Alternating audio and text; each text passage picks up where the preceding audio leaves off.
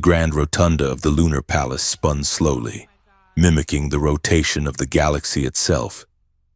Above the crystalline dome, the nebulas of the core systems burned in shades of violet and gold, a celestial tapestry that the astral dynasty claimed to own by divine right. Sarilith stood at the edge of the observation balcony. Her skin, pale and opalescent, seemed to catch the starlight filtering through the glass, holding it just beneath the surface. To the 3,000 dignitaries filling the hall behind her, she was the eternal star princess, a being of impossible grace who had not aged a day in 4 centuries. She was the living key to the ether heart, the relic that kept the interstellar jump gates from collapsing into singularities. But tonight, the eternity felt heavy. Her aid drone, a spherical construct of brass and silent repulsor fields named K9, hovered at her left shoulder. It chirped a low-frequency warning that only her subdural implants could register. Stress levels in the room are elevating. Highness, the drone transmitted directly to her auditory nerve. Pulse rates among the Minister of Defense's entourage have spiked by 12% in the last 10 minutes. Sarilith took a sip of nectar, keeping her expression serene. She turned back toward the party. The music was a mathematically perfect algorithmic symphony, soothing and soulless. She spotted High Minister Vrax near the buffet tables. He was speaking with a corporate envoy from the deep mining conglomerate, GeoCore. She drifted toward them.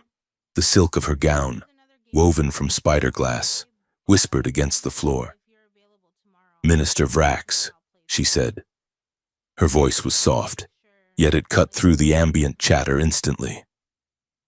"You look troubled. Is the gala not to your liking?" Vrax flinched. He was a man of heavy jowls and shifting eyes. He bowed too low. "Your Highness, we were just discussing the security of the Outer Rim. The rebels in the Azure sector are becoming bold." The corporate envoy, a woman with cybernetic eyes that whirred as they focused on Sarilith, did not bow. She merely nodded. "We need new mining rights in the Proxima Belt. Highness, the ether heart requires fuel, does it not? We can provide it, if you sign the exclusionary orders. Your protection covers that system. Without your seal, we cannot drill." Sarilith felt the coldness in the room.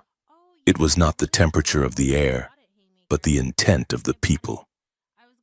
For weeks, she had heard the whispers in the corridors.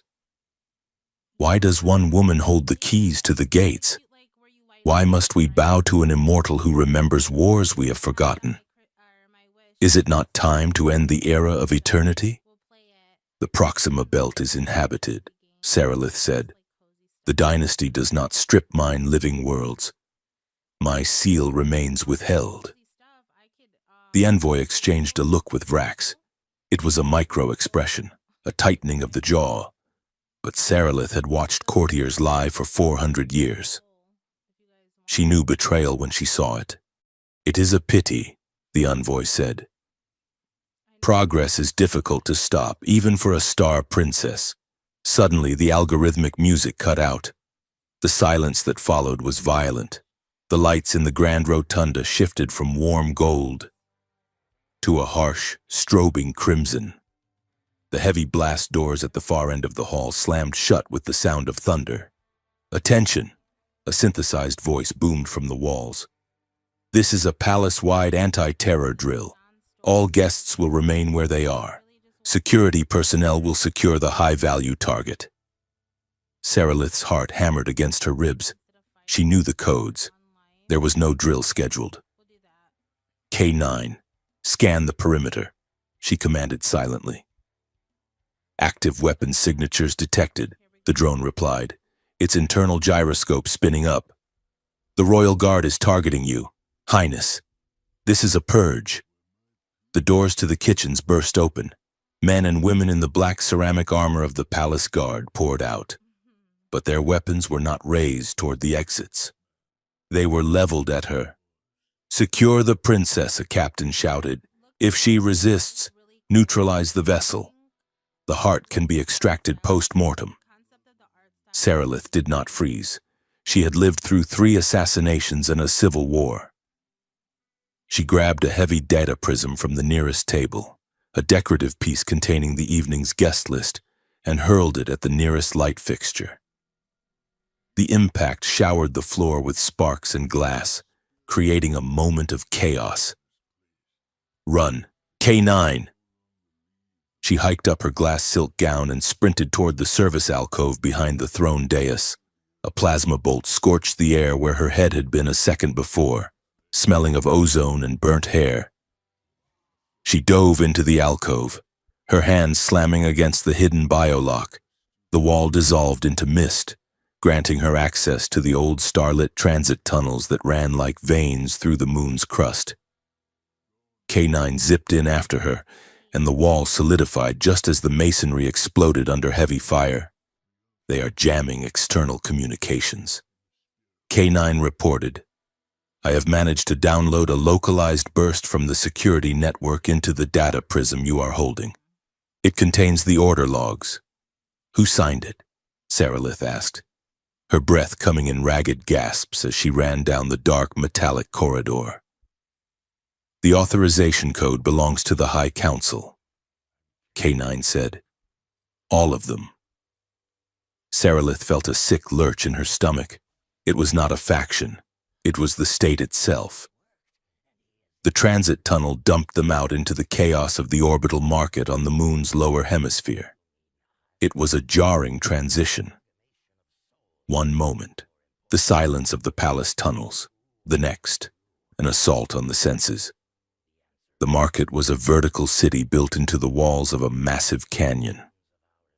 Neon nebula ads floated in the air, projecting images of exotic dancers and miracle tonics 10 stories high.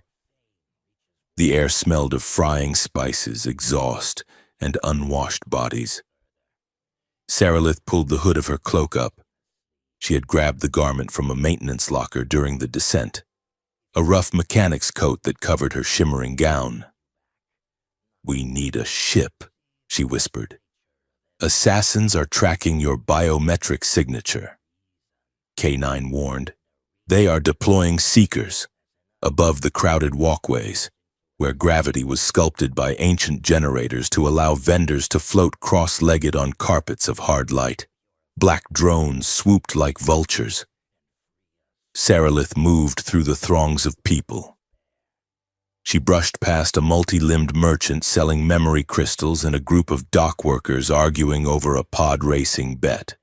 The shifting holographic crowds provided cover, but she could feel the eyes of the pursuit. A laser sight swept across her shoulder. Move. She ducked behind a gravity-sculpted garden where water flowed upward into a sphere of liquid flowers. A sniper shot punched through the water, turning the beautiful sculpture into a burst of steam. Screams erupted in the market. The crowd panicked. Sarilith used the stampede. She vaulted over a railing, dropping 20 feet onto a moving cargo belt. She rolled, the impact jarring her bones, but she was up instantly. There, she pointed, a civilian freighter, the Star Skiff Junker, was revving its engines on the lower pad. She sprinted across the gangplank just as the docking clamps released. Wait, she shouted to the dockmaster on the ramp. I can pay. The dockmaster, a reptilian humanoid with scales the color of rust, looked at her. Then he looked at the data pad in his hand, which flashed with a high-priority bounty notice. Get on, he grunted, stepping aside. Sarilith stumbled onto the ship, collapsing against the bulkhead. K9 hovered nervously beside her. The airlock hissed shut. Thank you, she breathed. I am. We know who you are, the dockmaster said. His voice had lost its gruff indifference. It was cold now. Sarilith looked up. The crew of the freighter had gathered in the cargo bay. They were holding stun batons and magnetic cuffs. The High Council pays better than a passenger fare, the captain said, stepping forward. Do not make this hard, princess. Sarilith looked at the airlock. Sealed. She looked at the crew. 6 of them. She did not plead. She did not bargain. She turned and ran deeper into the ship. Get her! She sprinted past the engine room. Her knowledge of starship schematics, learned over centuries of inspecting the royal fleet, taking over. She did not go for the bridge. She went for the life support decks. She reached the escape pod bay. It was a small, cramped room with 2 single-person pods. She slammed her hand onto the launch interface. Override, she commanded. Royal Priority Alpha 1, access denied. The computer chimed. Vessel is under private lockdown. The crew's footsteps hammered on the metal grating behind her. K9! Sarilith shouted. Interface directly. The drone slammed its body into the port. Sparks flew. The door to the nearest pod hissed open. Get in! The drone shrieked. Sarilith dove into the pod. K9 detached from the port and zoomed in after her. She slammed the manual release lever. Explosive bolts fired. The pod shot away from the freighter, spinning wildly into the black void. Behind them. The freighter turned, its weapon batteries charging. They will track the heat signature. K9 stated, We are a flare in the dark. Sarilith looked at the view screen. Below them lay the vast, churning debris field of the Sector 7 graveyard, a belt of smashed ships and dead satellites. She closed her eyes. She focused on the ether heart, the bond that lived in her blood. Usually, she drew power from it to stabilize the gates. Now, she had to do the reverse. She had to pull her energy inward, to become cold, to match the silence of the grave. It was painful. It felt like freezing to death from the inside out. Her bioluminescent skin dimmed. The light fading until she was as gray as the hull of a dead ship. Masking resonance active, she whispered through chattering teeth. The pod drifted into the debris field, a silent speck of metal among millions of others. The freighter's sensors swept over them, passed on, and then the ship turned away, assuming the pod was just another piece of junk. Sarilith held the cold for an hour, until the freighter warped away. Then, she passed out.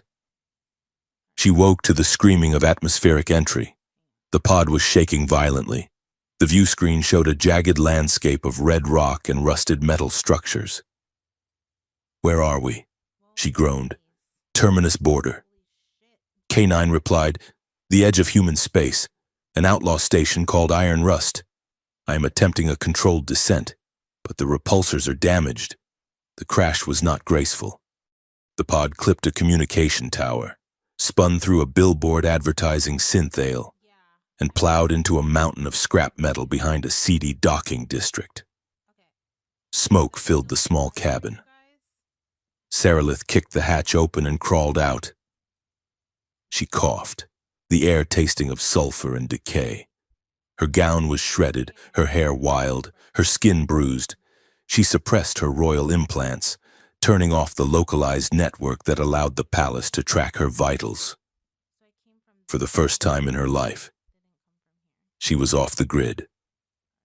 She stumbled toward the lights of the settlement. It was a rough place, a collection of pressurized domes connected by rusting tubes. She found a cantina.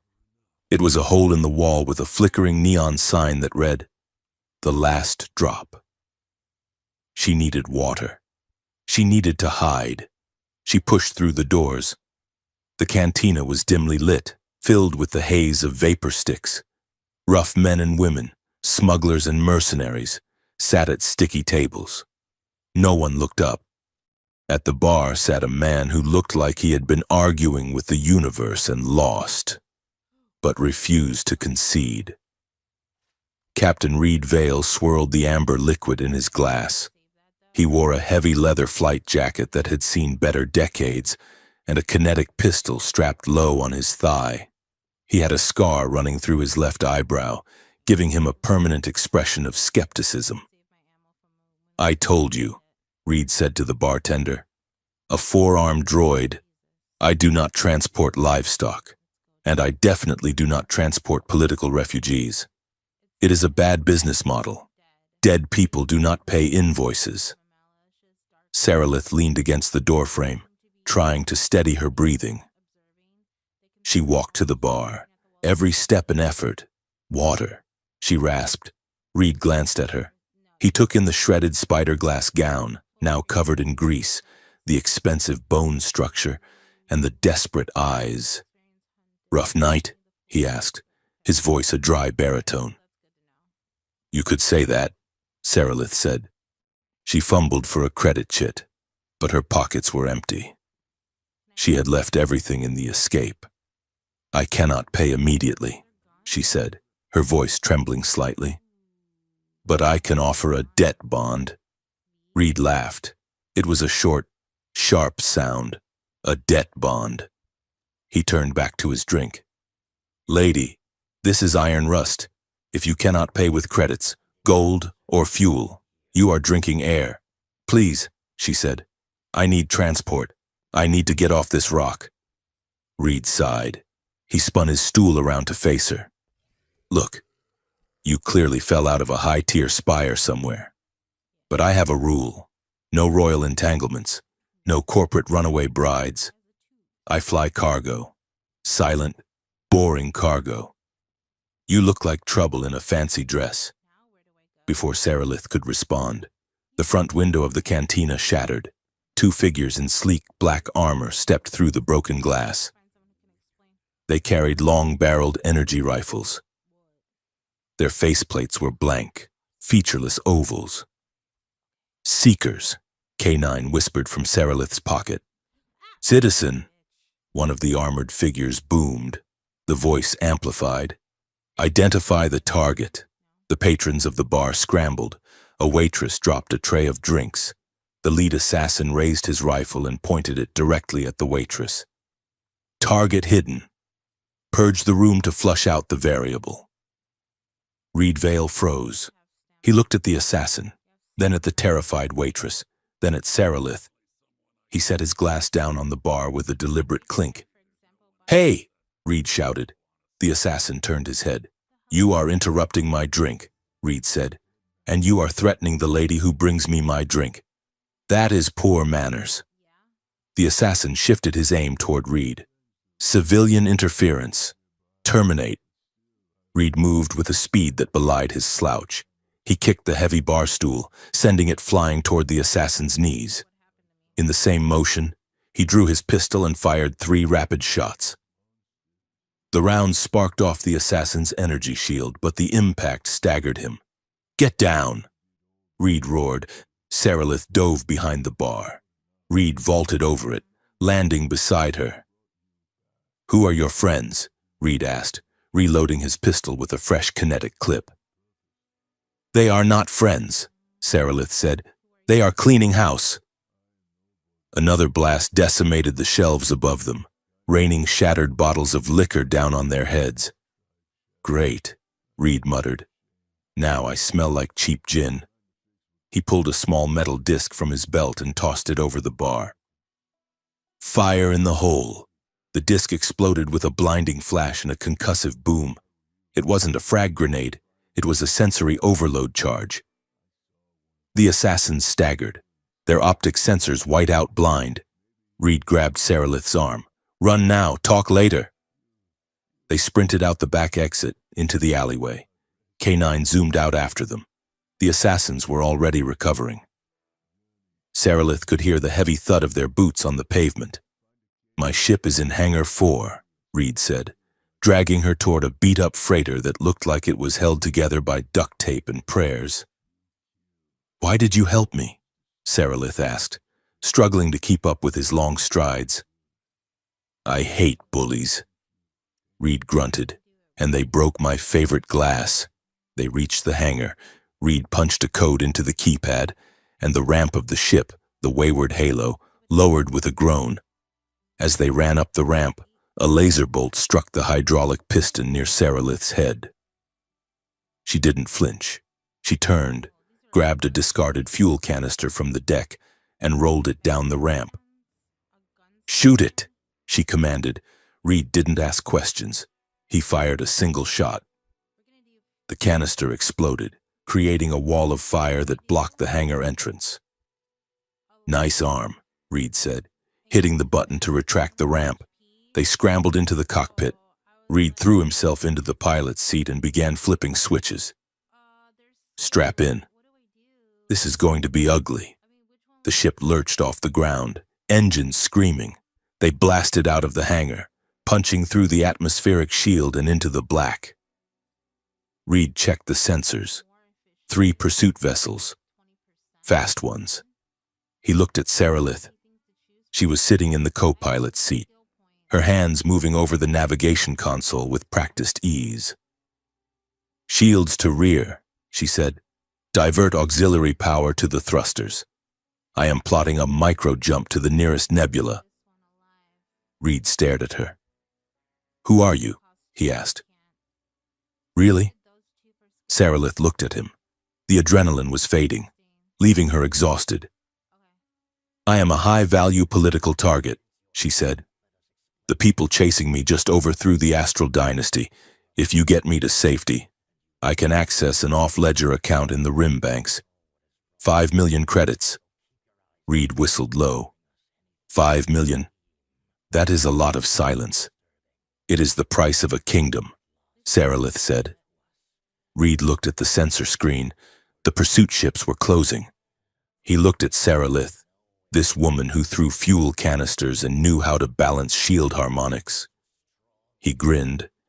It was a reckless, sharp grin. "Deal. But if I die, I am billing you for the funeral." He punched the throttle. The wayward halo stretched into a streak of light, vanishing into the fold of space just as the assassin's missiles detonated in their wake. In the quiet of the slipstream, Saralith looked out at the swirling colors of the jump. She touched the spot on her chest where the ether heart's connection hummed, faint but alive. The eternal star princess fled her assassins, until a human became her only shield. In the capital, High Minister Vrax stood before the grand hollow projector.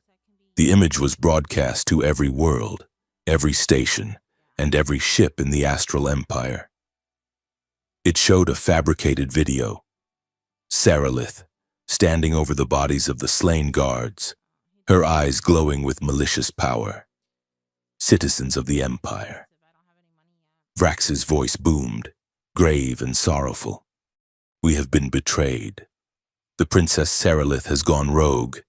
She has orchestrated the massacre at the Lunar Gala and stolen the key to the Ether Heart. She plans to hold the galaxy hostage." The image shifted to a portrait of Saralith, captioned with a single burning word, "Traitor." She is to be considered armed and extremely dangerous. A bounty of 100 million credits is placed on her head. Bring her to justice. On the wayward halo, the message flashed across the comms console. Reed read it. He looked at the bounty. He looked at Saralith, who was staring at the screen in horror. 100 million, Reed muttered. He turned to her. "You said 5 million. You are low-balling me, princess." Saralith looked at him, waiting for the betrayal, waiting for him to turn the ship around. Reed reached out and turned the comms off. "Good thing I don't watch the news." The air inside the wayward halo smelled of ozone, stale coffee, and the metallic tang of unwashed engine grease. For Saralith, who had spent 4 centuries breathing air scrubbed by biofilters and scented with jasmine, it was an assault on the senses almost as violent as the assassination attempt itself. She sat on a crate in the cargo hold, her legs tucked beneath her. The magnificent spider-glass gown was gone, replaced by a gray mechanic's jumpsuit that was 3 sizes too big. She had rolled the sleeves up, but they still kept sliding down over her hands, making her feel small and ridiculous. Reed Vale walked in, wiping his hands on a rag. He looked at her, then at the jumpsuit, and a corner of his mouth twitched. "You look like a child playing dress-up in a salvage yard," he said. Saralith stiffened, her spine snapping straight with a regal reflex that no jumpsuit could hide. "I am adapting, Captain. It is a necessary survival strategy." Reed tossed the rag onto a workbench. "Adapting is one thing. Blending in is another. If we are going to get you through the core systems without getting vaporized, you need to meet the rest of the circus. Come on." He led her up a narrow ladder into the crew mess. It was a cramped space dominated by a circular table that looked like it had been stolen from a casino. Two figures sat at the table. One was a human woman with neon blue tattoos shifting across her scalp and a deck of cards in her hands. The other was a creature that looked like a cross between a gargoyle and a praying mantis, its skin a mottled carapace of dark green and obsidian. "Meet the crew," Reed said, gesturing vaguely. "The one shuffling the deck is Dr. Eris. She is the best field medic in the sector, provided you catch her between poker hands." Eris looked up, flipping a card through her knuckles with hypnotic speed. "Don't listen to him, Princess," Eris said, her voice smoky. "I only gamble to pay for the medical supplies he is too cheap to buy." "And the ray of sunshine in the corner," Reed continued, pointing to the alien, "is Vex. He is our stealth engineer. He hates humans. He tolerates me only because I saved his life once, a mistake he reminds me of daily." Vex made a clicking sound deep in his throat, his multifaceted eyes narrowing as they focused on Saralith. "Another soft skin," Vex clicked, the universal translator collar at his neck turning the sound into a flat, mechanical monotone. "And a royal one. She smells of perfume and entitlement. She will get us all killed." "I am right here," Saralith said, her voice cool. "And I can assure you, engineer, I intend to survive, if that requires tolerating your insolence." "I shall manage," Vex hissed, a sound like steam escaping a pipe. "Feisty," Reed said, grabbing a bulb of water from the dispenser. "I like it." A disembodied voice floated down from the ceiling speakers. It was smooth, synthetic, and dripping with dry sarcasm. "Captain, not to interrupt this heartwarming team-building exercise, but long-range sensors have detected a bounty hunter picket line at the Azure Wormgate. Unless you plan to charm them with your personality, we have a problem. That is Halo," Reed told Saralith, "the ship's AI. She thinks she is the captain. I am the only one who calculates the odds of survival." Halo corrected. "Currently, those odds are dropping faster than your credit score." Reed's face hardened.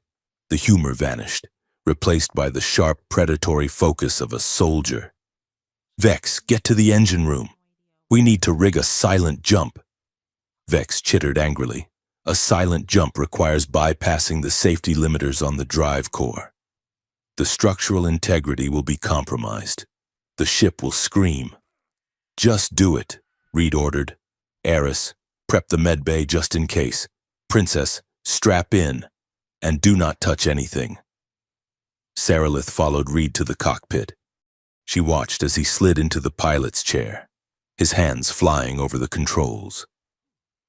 The view screen showed the vast, swirling vortex of the Wormgate ahead. Blocking their path were 3 heavy interceptors, their hulls painted with the crimson insignia of the Imperial Pursuit Wing. "They are scanning every ship," Saralith whispered, fear tightening her chest. "They will see my biosignature." "Not if we go dark," Reed said. He flipped a series of toggles. The lights in the cockpit died, leaving only the dim amber glow of the emergency backups. The hum of the life support fans faded to silence. "Halo, cut active sensors. Divert all power to the drive coil. Hold the discharge until we are right on top of the event horizon. Copy that. Suicidal impulse acknowledged. Halo drawled. The wayward halo drifted forward, masquerading as a piece of space debris.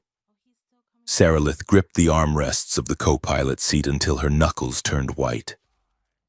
Through the viewport, the interceptors grew larger. She could see the turret guns tracking back and forth. One of the interceptors pinged them with a targeting laser. "Hold," Reed murmured, his hand hovering over the throttle.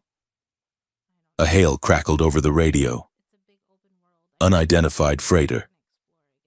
"Power down and prepare for boarding. You are in violation of a curfew order." Reed didn't answer. He waited. The distance counter ticked down. 5 kilometers. 3 kilometers. 1. Now! "Vex!" Reed shouted. He slammed the throttle forward. The ship bucked violently as the drive core detonated a controlled burst of energy. There was no gradual acceleration. There was only an instantaneous bone-crushing force that slammed Sarilith back into her seat. The metal of the ship groaned, a terrifying shriek of stressed titanium. For a second, reality seemed to stretch. The stars outside smeared into long ribbons of light. Then, the darkness of the wormhole swallowed them. The silence of the jump was heavy, pressing against Sarilith's eardrums. But it wasn't a smooth transit. The ship rattled and shook, the hull vibrating with such intensity that Sarilith's teeth chattered. "Warning," Halo announced. "Structural integrity at 80%. Hull stress critical." "Keep her together!" Reed yelled over the roar of the engines. Sarilith closed her eyes. The stress was overwhelming. She felt a heat building in her chest, a resonance that had nothing to do with the ship and everything to do with the ether heart. Suddenly, the cockpit was bathed in a soft, iridescent light. Reed looked over, his eyes widening. Beneath Sarilith's skin, patterns of liquid starlight were rippling. They flowed like glowing veins, tracing complex geometric sigils along her arms and up her neck. Her eyes were squeezed shut, but light leaked from the corners. "What are you doing?" Reed shouted. "I cannot control it," Sarilith gasped. "It is reacting to the instability." The light grew brighter, pulsing in time with the erratic thrum of the engine. It wasn't just light, it was energy. The navigation console sparked, and the dials steadied. The shaking of the ship began to smooth out, as if the vessel was being held together by an invisible hand. Reed watched in stunned silence as the chaos subsided. The ship glided through the slipstream, stabilized not by mechanics, but by the woman sitting next to him. Seconds later, they burst out of the wormhole into normal space, trailing wisps of displacement energy. Reed cut the engines immediately, letting the ship drift. The silence that followed was absolute. Sarilith slumped in her seat, the glowing patterns fading slowly from her skin until she looked human again. She was trembling, sweat beading on her forehead. Reed unbuckled his harness and swiveled his chair to face her. He stared at her for a long moment. "That was not tech," he said quietly. "That was you." Sarilith opened her eyes. They were exhausted, stripped of all royal pretense. "The ether heart," she whispered. "It binds me to the gates. It binds me to the spaces between the stars. When the jump destabilized, it forced me to compensate." Reed reached out, hesitating for a fraction of a second, before resting a hand on her shoulder. It was a grounding touch, warm and calloused. "You are burning up," he said. "I am fine," she lied, pulling away slightly. "I am the eternal princess. I do not burn." Reed laughed, but there was no mockery in it.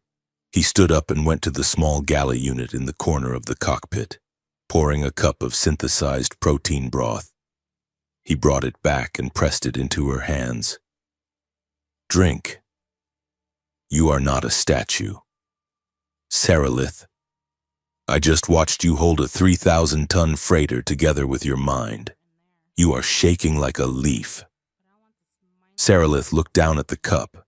The steam warmed her face. She took a sip. It tasted terrible, but the warmth spread through her chest. For 400 years, she said softly, looking out at the unfamiliar stars. People have looked at me and seen a key, a lock, a symbol. They pray to me, or they curse me. She looked up at him. You are the first person in a century who has just offered me a drink. Reed leaned back against the console, crossing his arms. I am not big on praying, he said, and symbols do not bleed. You do. He looked at her, really looked at her, seeing past the title and the history. He saw a woman who was tired, scared, and incredibly lonely. Get some rest, he said, his voice dropping to a lower, rougher register. We are safe for a few hours. I will take the watch. Saralith nodded. As she stood to leave, she paused. Thank you. Reed. Don't thank me yet, he muttered as the door slid shut behind her. We still have half a galaxy to cross. 2 days later, the wayward halo drifted into the orbit of Mnemosyne, the archive world. The planet was a breathtaking anomaly.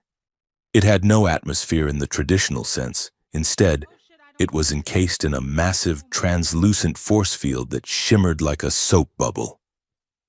Inside, thousands of floating islands drifted in a zero-gravity suspension. Each island was a library, a museum, or a data vault, connected by bridges of solid light.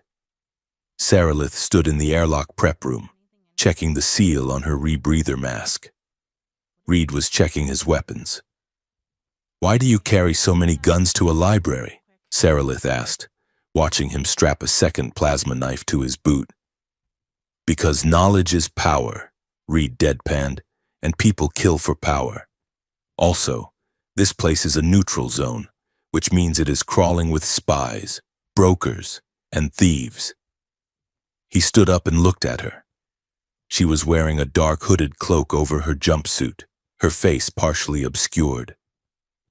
Stay close to me, he said. Mnemosyne has anti-violence fields. Kinetic weapons do not work, and high-energy blasts are dampened. But that just means people get creative with how they hurt you. Saralith adjusted her hood. I know the protocols. The archive is sacred ground. They took a shuttle down to the primary intake platform. The environment was surreal. The sky was a kaleidoscope of data streams. Scrolling auroras of information that bathed the floating stone platforms in shifting hues of blue and violet. Silence reigned here, a heavy, respectful silence broken only by the hum of hoverlifts. They navigated the labyrinthine walkways, passing scholars in flowing robes and data miners with cybernetic cortexes. Saralith felt a strange sense of peace here. It was a place of memory, and she was a creature of memory. They reached the spire of decryption, a twisting tower of black glass. Inside, the air was cool and smelled of old paper and ozone. Saralith produced the damaged data prism she had stolen from the palace. She placed it on the interface pedestal in a private booth. Computer, she commanded, decrypt and reconstruct. Authorization, Royal Cipher Omega. The interface hummed. A hologram flickered to life in the center of the room. It was fragmented, glitching with static. But the audio was clear. It was a recording of a secret council meeting. Saralith watched, her blood running cold. She recognized the figures seated around the table. There was General Kalen, the supreme commander of the Imperial fleets. There was CEO Hearth of the Geocore conglomerate. And there was High Priestess Valerius of the Astral Church. The triad, Reed whispered, leaning in. The military, the money, and the church. That is a hell of a lineup. The recording played. General Kalen spoke first. The coup must be swift. The girl is a relic. We need the ether heart to weaponize the gates, not just stabilize them. High Priestess Valerius nodded. The people worship her eternity, but eternity is stagnant. We will declare her a heretic. We will say she has been leeching the life force of the stars to maintain her youth. The faithful will turn on her. CEO Hearth smiled, a cruel twisting of lips. And once she is gone, the mining restrictions in the Proxima Belt are void. We will strip the outer worlds bare.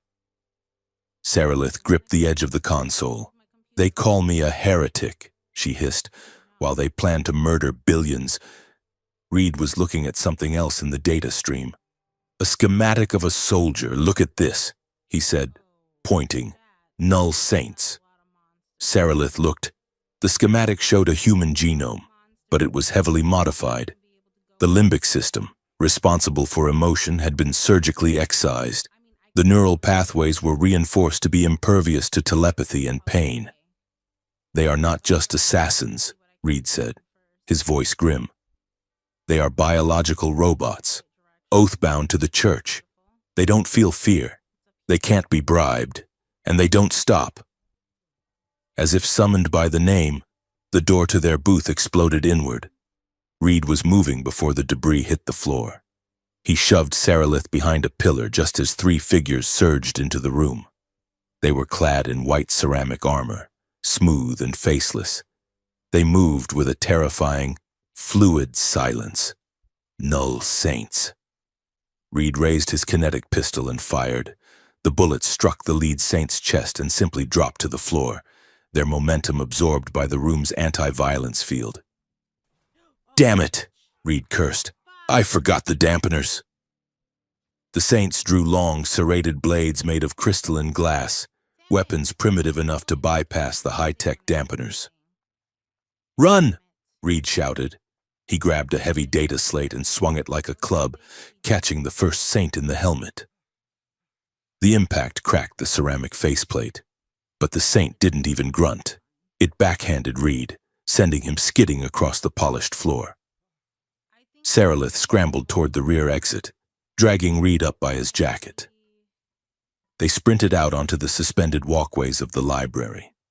The Saints pursued, running with synchronized precision. Reed was limping. The blow had been hard. We can't outrun them, he wheezed. They reached a dead end, a balcony overlooking a drop of 3,000 feet into the data clouds below. The only way forward was a bridge of hard light that was currently deactivated. The three Saints blocked the exit behind them. They raised their glass blades, advancing slowly. Reed pulled his combat knife. He stood in front of Sarilith, his stance wide, despite his injury. Get behind me, he said. No, Sarilith said. Her fear was gone, replaced by a cold, radiant anger. She stepped past him. Sarilith, Reed shouted. The lead Saint lunged, the glass blade aiming for her heart. Sarilith didn't flinch. She threw her hands out. She didn't try to use the ether heart to stabilize anything. She let the raw, unrefined energy flood out of her. A blinding pulse of pure white light erupted from her body. It was brighter than a star, a concentrated flashbang of cosmic energy. The Saints, whose optical sensors were tuned for low-light hunting, were instantly blinded, their sensors overloaded, shrieking with feedback. They staggered back, clutching their helmets. The force of the energy blast knocked the Saints off their feet. Reed shielded his eyes, stunned. When the light faded, Sarilith was sagging, her knees hitting the floor. Reed scooped her up in his arms. He kicked the control panel for the hard light bridge, bypassing the lock. The bridge materialized. He ran across it, carrying her, just as the Saints began to rise again. He shot the control panel on the other side, dissolving the bridge behind them. The Saints stood on the far balcony, staring at them across the gap, silent and ominous. That night, they holed up in a safe house in the lower levels of the Archive World's maintenance sector. It was a small, dusty room filled with old server racks. Reed sat on a crate, bandaging a cut on his arm. Saralith sat on the floor, wrapped in a blanket, staring at the wall. "You saved my life," Reed said. The silence in the room was thick. Saralith looked at him. Her eyes were still faintly glowing. The aftermath of the power surge. "You were ready to die for me," she said. "Why?" Reed finished tying the bandage. He didn't look at her. "Because that is the job," he said. "Is it?" Saralith asked. She stood up and walked over to him. The blanket fell from her shoulders. "Or is it because you are tired of losing things?" Reed looked up. His eyes were dark, guarded. "I was a soldier in the Unification Wars," he said, his voice rough. "I fought for the Republic when we believed we were fighting for freedom, but the Astral Empire just bought our generals. We didn't lose the war on the battlefield, we were sold. I watched my entire squad die covering a retreat that had already been canceled." He stood up, towering over her. "So yes, Princess, I hate seeing people get used, and I hate losing." Saralith reached out and touched the scar on his eyebrow. Her fingers were cool.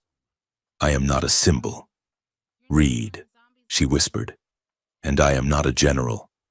I am just a woman who has lived too long and seen too little." She stepped closer.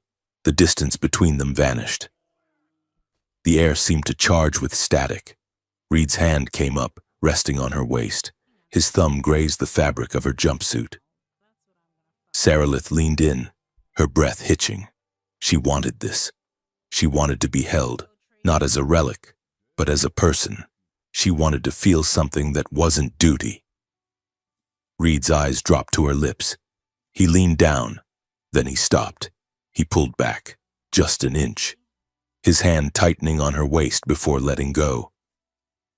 "If we do this," he said, his voice straining with control, "we do it because we choose to, not because we are scared, not because the adrenaline is high." Saralith looked at him, her heart pounding. She respected him more in that moment than she had thought possible. "You are right," she whispered. Reed stepped back, putting distance between them. He ran a hand through his hair. "We need to focus." The data prism had one more file, a memory shard. He walked over to the portable console he had set up. Saralith took a deep breath, composing herself. She joined him. "Play it," she said. The hologram flickered to life again. It was a personal log, recorded by one of the conspirators. The face that appeared was kind, familiar, a man with silver hair and a warm smile.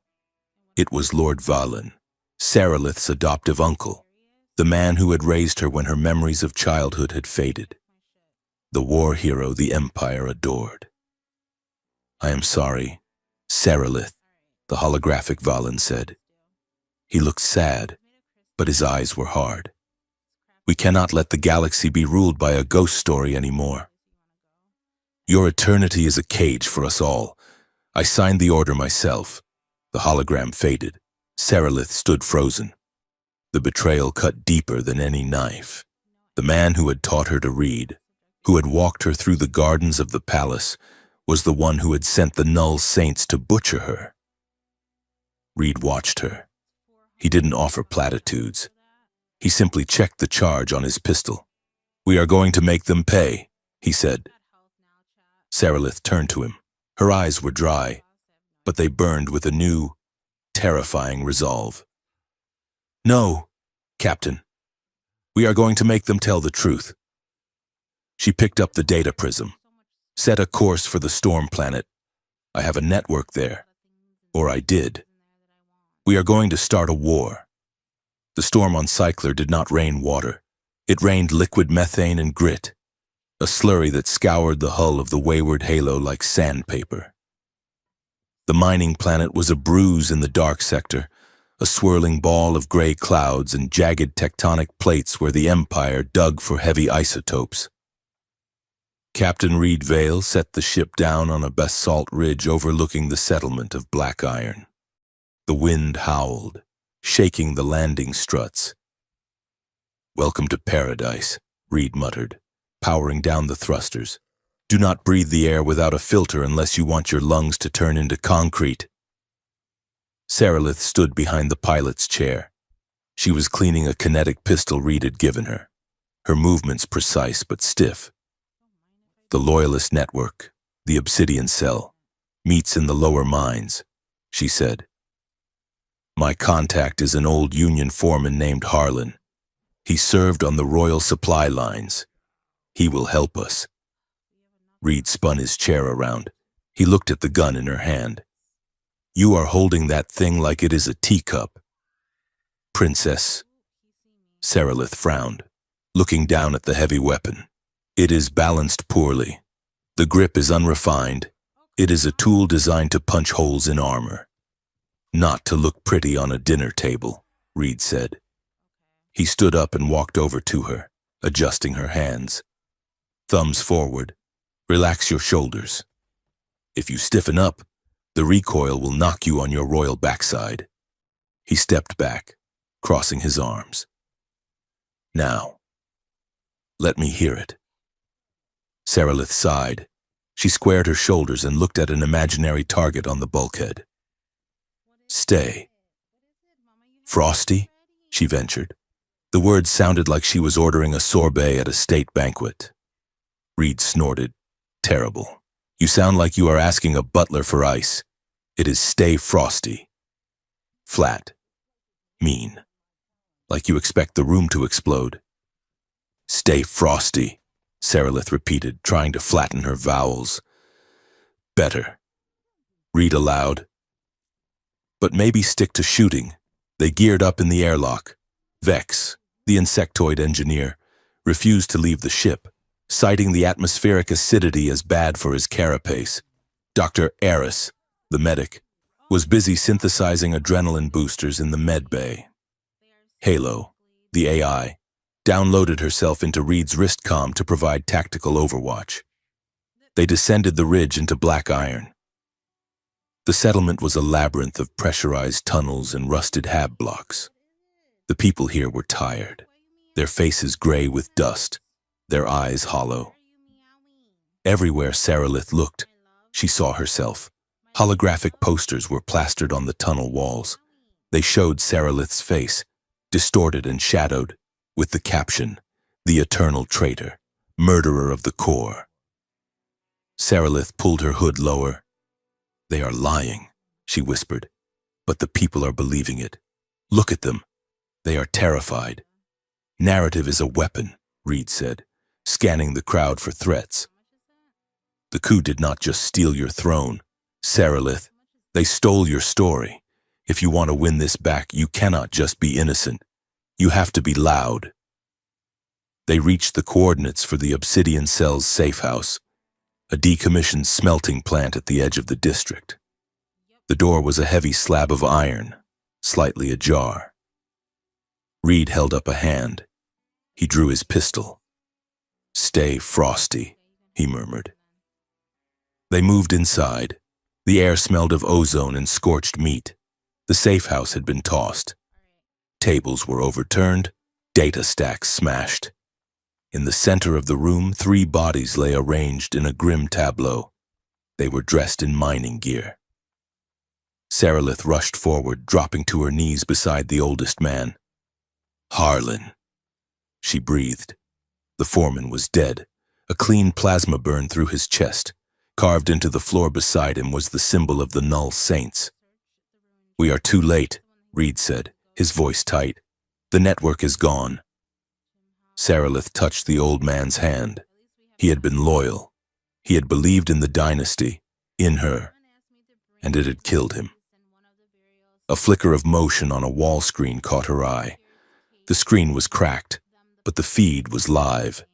It showed a massive armored convoy moving through the canyon outside the settlement. Heavy haulers, flanked by hovering gun drones. Halo's voice crackled in Reed's ear. "Captain, I am intercepting a local garrison transmission. That convoy is transporting evidence of the princess's crimes to the planetary broadcast spire. They claim to have black box data from the lunar massacre. Sarilith stood up. Her grief hardened instantly into something sharp and cold.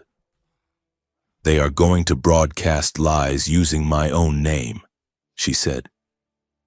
Reed looked at the screen, then at her.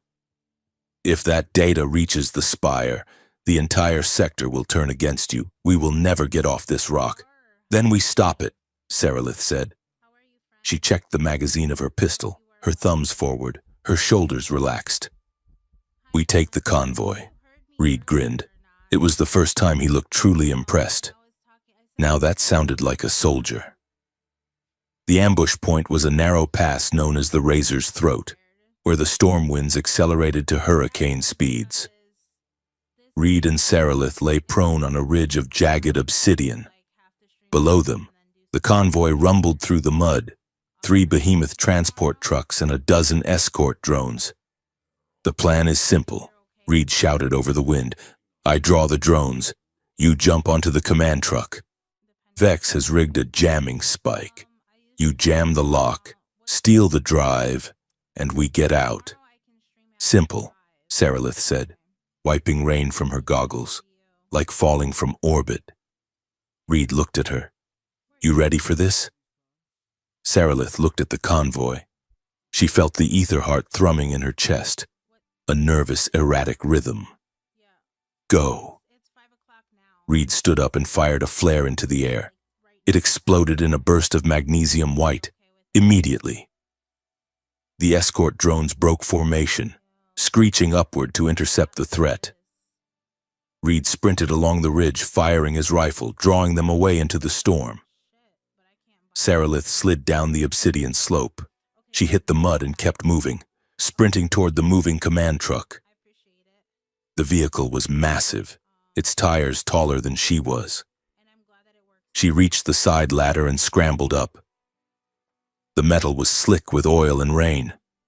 She hauled herself onto the roof just as a turret swiveled toward her. She didn't shoot. She raised her left hand, where her royal signet ring was embedded with a frequency key. Override, she screamed. The turret hesitated, confused by the royal command code, then powered down. Sarilith dropped through the maintenance hatch into the truck's interior. The cabin was packed with server racks. 2 soldiers in imperial gray turned. Surprised. Sarilith didn't hesitate. She fired twice. The recoil jarred her arms, but her aim was true.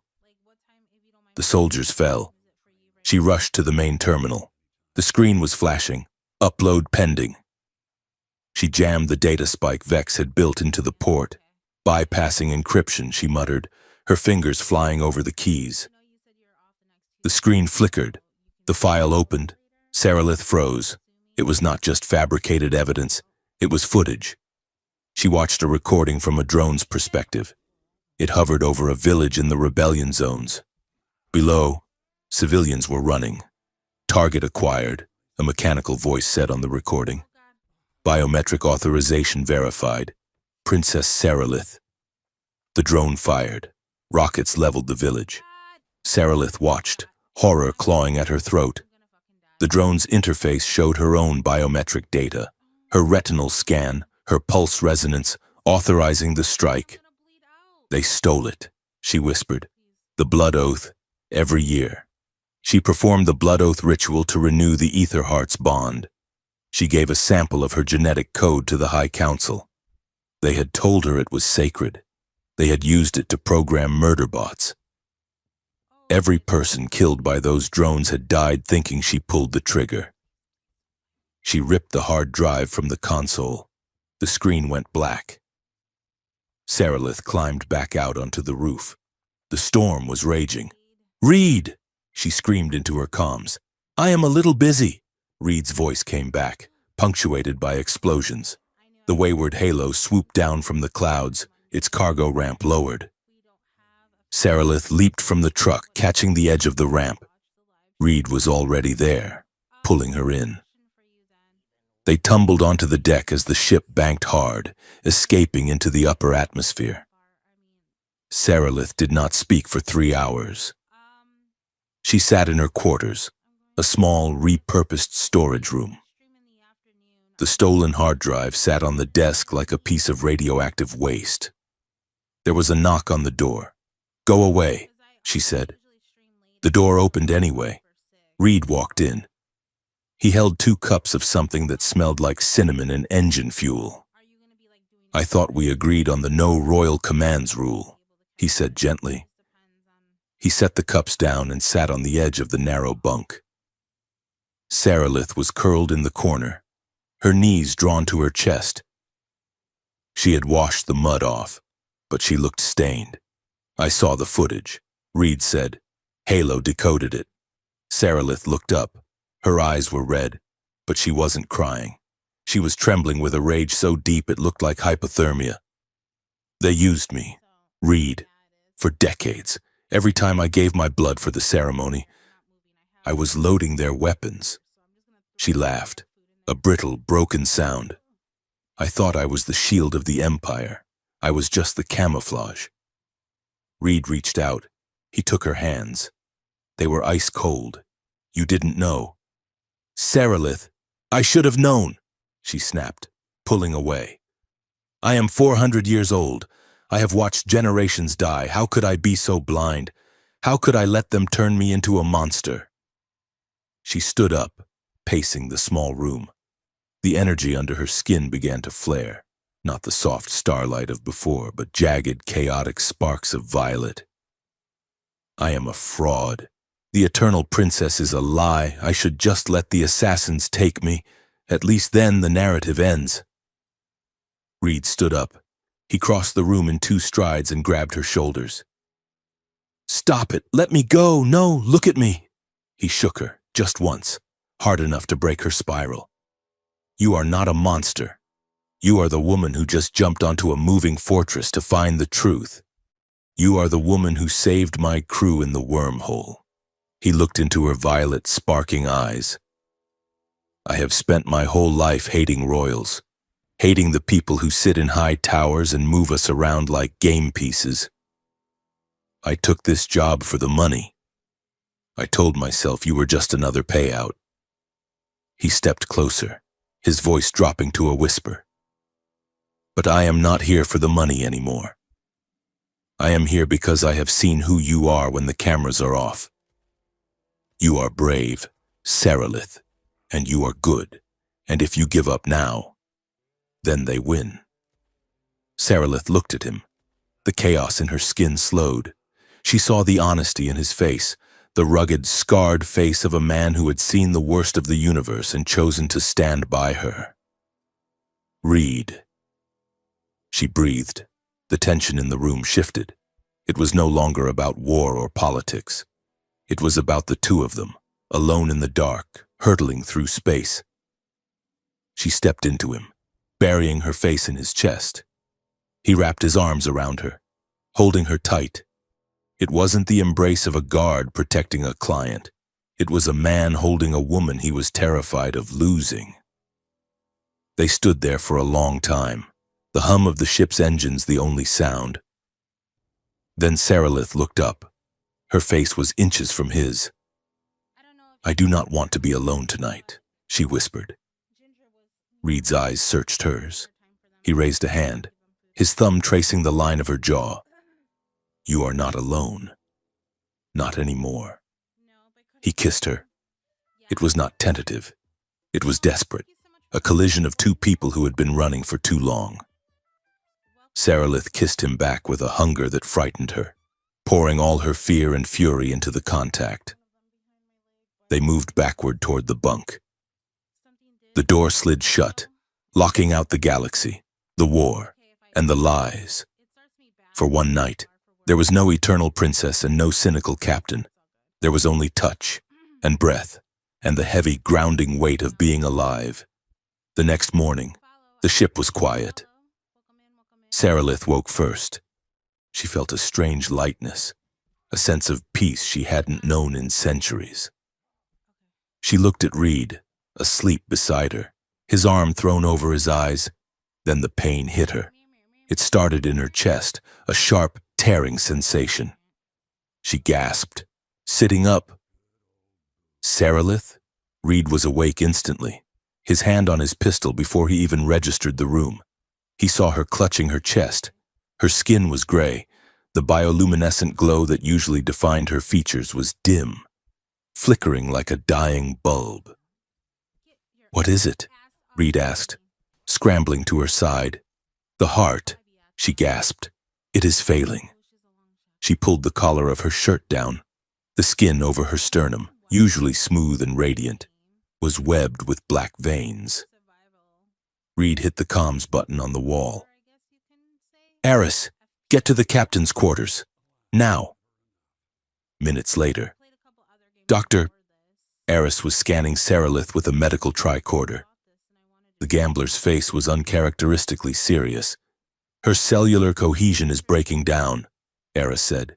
"It looks like withdrawal." Halo's voice chimed in from the ceiling speakers. "Analysis complete. I have cross-referenced the princess's vitals with the stolen black box data. Speak, Halo," Reed barked. "The ether heart is not just a relic," the AI said. "It is a parasitic regulator. The princess was not born immortal. She was engineered. Her biology was altered to act as a living capacitor for the gate energies." Saralith stared at the ceiling. "Engineered? The priesthood created the Eternal program 400 years ago." Halo continued. "They needed a stabilizer for the gate network. They chose a child, altered her genome, and bound her to the machine. The immortality is a side effect of the energy suspension." Saralith felt the room spin. "My life was a manufacturing process? And now that you are disconnected from the primary gate hub in the capital," Halo said, "the energy is destabilizing. You are running out of charge, Princess. If you do not reconnect to the central gate or find a substitute source, your biology will collapse." "And if she collapses?" Reed asked. "Then the interstellar gates collapse with her," Halo said. "The backlash will destroy every star system connected to the network. Billions of lives." The silence was suffocating. Saralith stood up, swaying slightly. She pulled her shirt closed. "So I have a choice," she said, her voice hollow. "I can continue the rebellion and die, taking the galaxy with me. Or I can surrender, go back to the capital, and be their battery forever." "We are not surrendering," Reed said fiercely. "We need a stabilizer," Saralith said. "There is a legend, an ancient star shrine, hidden in a dead comet. It was the prototype for the ether heart. If we can find it, maybe I can stabilize the connection remotely, without dying." Halo projected a star chart. "The coordinates for the shrine are in the black box data, but they are in the glass canyons of the southern hemisphere. Then that is where we go." Reed said. The glass canyons were a geological nightmare. Lightning strikes from the perpetual storm had fused the sand into towering spires of translucent silica. It was a cathedral of glass, jagged and beautiful. The wayward Halo could not land in the narrow ravines. Reed and Saralith had to hike the last 2 miles. They moved through the canyon, the ground crunching under their boots. The walls of glass reflected their distorted images, creating a hall of mirrors. Reed kept close to Saralith. She was weak, her steps faltering. "We are almost there," he said, supporting her weight. Saralith looked at him. "If I don't make it." "Reed, you have to leave. Do not let them take you." "Shut up," he said. "I am not leaving." A crack of thunder echoed, but it wasn't thunder. It was the sharp snap of a high-velocity rifle. A shard of glass near Reed's head exploded. "Ambush!" Reed yelled, tackling Saralith behind a twisted pillar of obsidian. On the ridges above them, figures materialized from the storm. They were not null saints. They were elite Imperial commandos, wearing stealth suits that shimmered like oil. "Surrender the traitor!" A voice amplified by the canyon acoustics boomed. "Never!" Reed shouted back. He popped up and fired 3 rounds. The canyon erupted into chaos. Laser fire ricocheted off the glass walls, creating a deadly light show. Shards of razor-sharp silica rained down on them. "We are pinned," Reed yelled, reloading. Saralith leaned against the obsidian. She felt the ether heart pulsing, a desperate, dying rhythm. "Reed," she said, "the glass. It conducts energy." Reed looked at her. "What?" "The walls. If I release a pulse, the glass will amplify it. It will be a chain reaction. It might kill you," Reed said. "It will definitely kill them," she countered. She didn't wait for permission. She stood up. "Saralith." She stepped out from behind the cover. The commandos saw her. A dozen laser sights painted her chest. She closed her eyes and screamed. It was a scream of 400 years of lies, of rage, of the fear of death. She pushed the energy out. Violet light exploded from her body. It struck the glass wall nearest to her. The energy traveled instantly through the silica, arcing from spire to spire like chain lightning. The canyon turned into a blinding strobe of violet fire. The commandos' suits overloaded. Their weapons sparked and exploded in their hands. The very air ionized. Reed shielded his eyes as the world turned white. When the light faded, the commandos were down, stunned or unconscious. The glass walls were glowing with residual heat. Saralith collapsed. Reed caught her before she hit the ground. She was barely breathing. "Get the ship!" Reed roared into his comms. "Vex, bring it down now." They were in the medical bay. Saralith was hooked up to life support. The steady beep of the monitor was the only reassurance Reed had. He walked out into the corridor, his hands shaking. He needed to hit something. He went to the bridge. "Halo, get us out of the atmosphere. Plot a course for the shrine." "Plotting course," Halo said. "Captain, I have detected an unauthorized transmission." Reed stopped. "What?" "A narrow beam burst was sent from the ship during the firefight. It was encrypted, but the destination was the Imperial flagship." "Someone gave up our position," Reed said, his voice deadly quiet. "Who?" "The transmission originated from the engineering deck." Reed pulled his pistol. He marched down the corridor to the engine room. The door slid open. Vex was there, calibrating the drive core. But Dr. Eris was there too, huddled in the corner by the subspace antenna array. Reed raised the gun. "Which one of you?" he asked. Vex turned, his mandibles clicking in confusion. Eris stood up slowly. She looked terrified. "Reed, please." She stammered.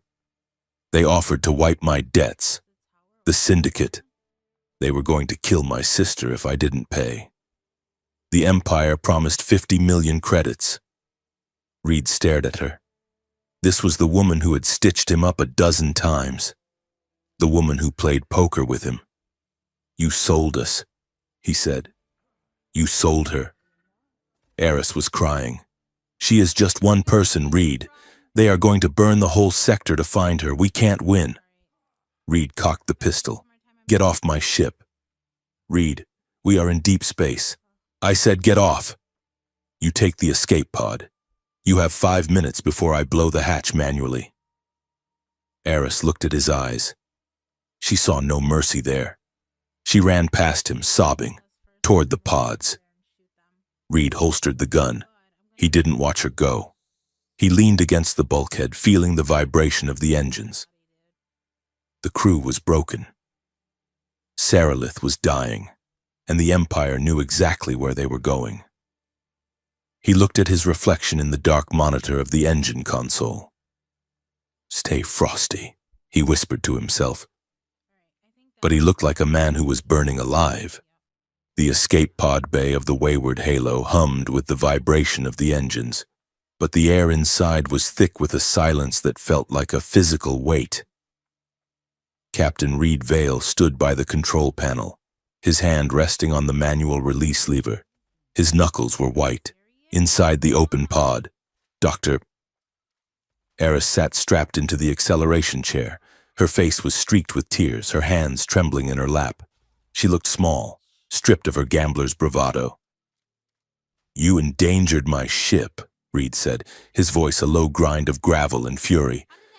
"You endangered her.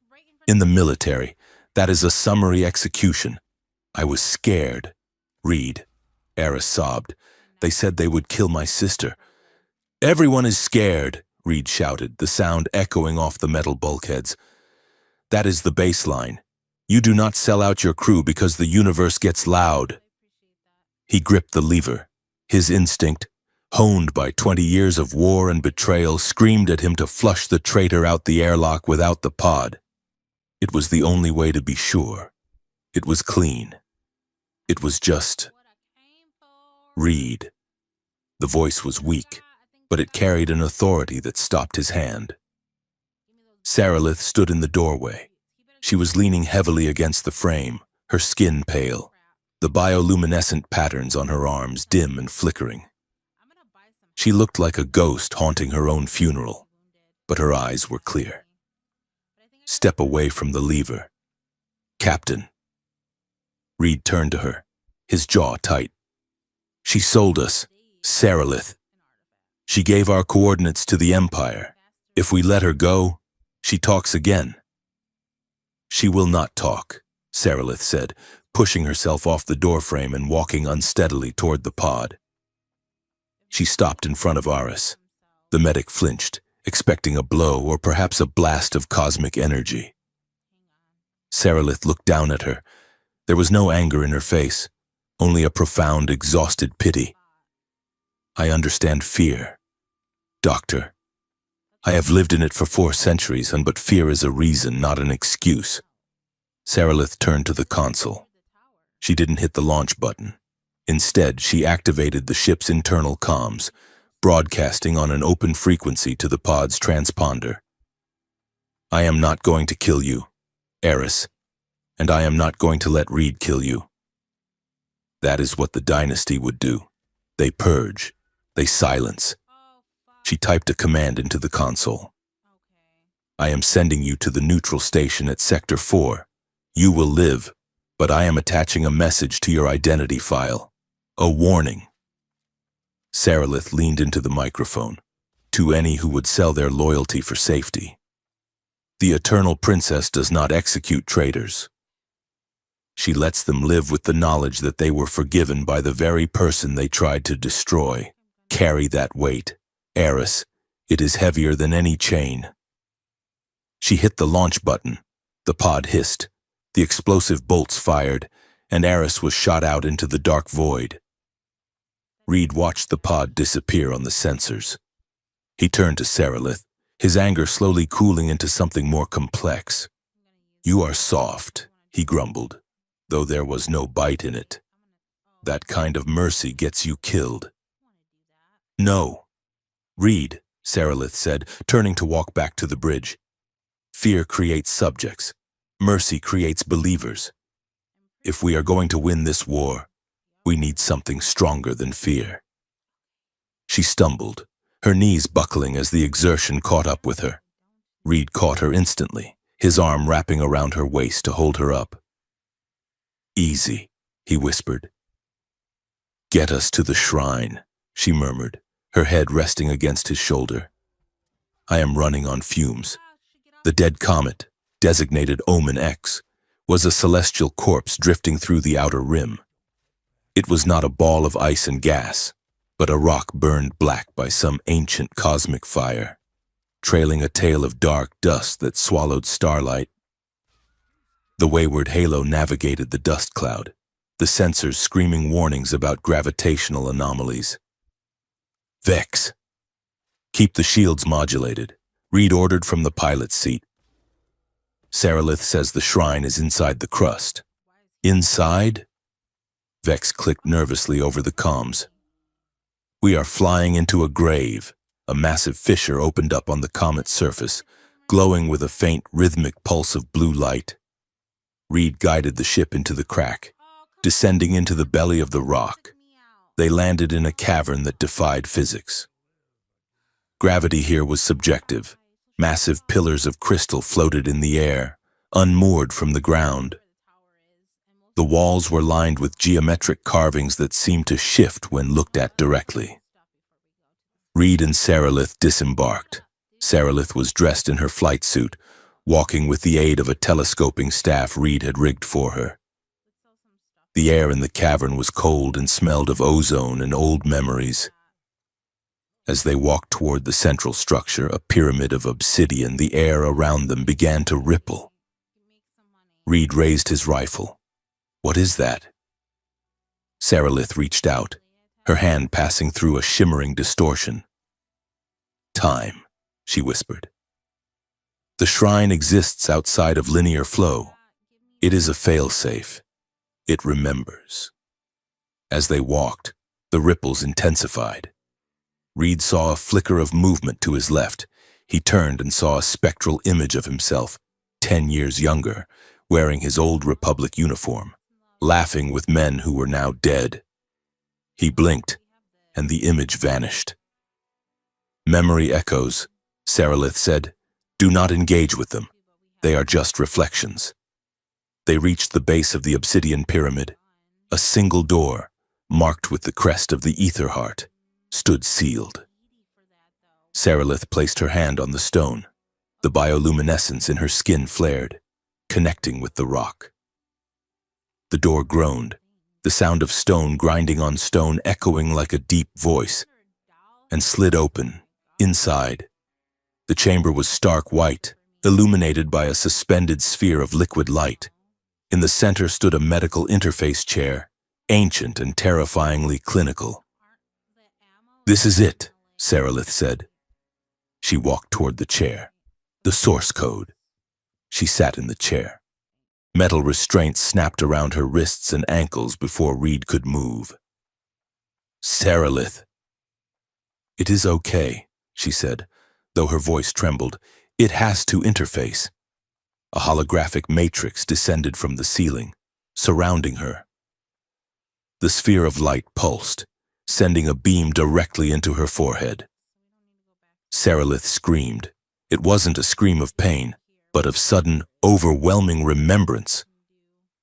Reed watched helplessly as the hologram projected images into the air, not just data, but memories. He saw a village on a pastoral world. He saw a little girl with scraped knees running through a field of wheat. He saw a woman laughing, picking the child up. He saw a man pointing at the stars. Then, he saw the ships, the black ships of the priesthood. He saw soldiers tearing the child from her mother's arms. He saw the mother screaming, struck down by a rifle butt. He saw the child dragged into a sterile white room, this room. He saw the surgeons. They weren't mystics. They were butchers in lab coats. They cut the child open. They fused the crystalline lattice of the ether heart into her sternum. They rewrote her genetic code, burning away her mortality to make her a battery for their empire.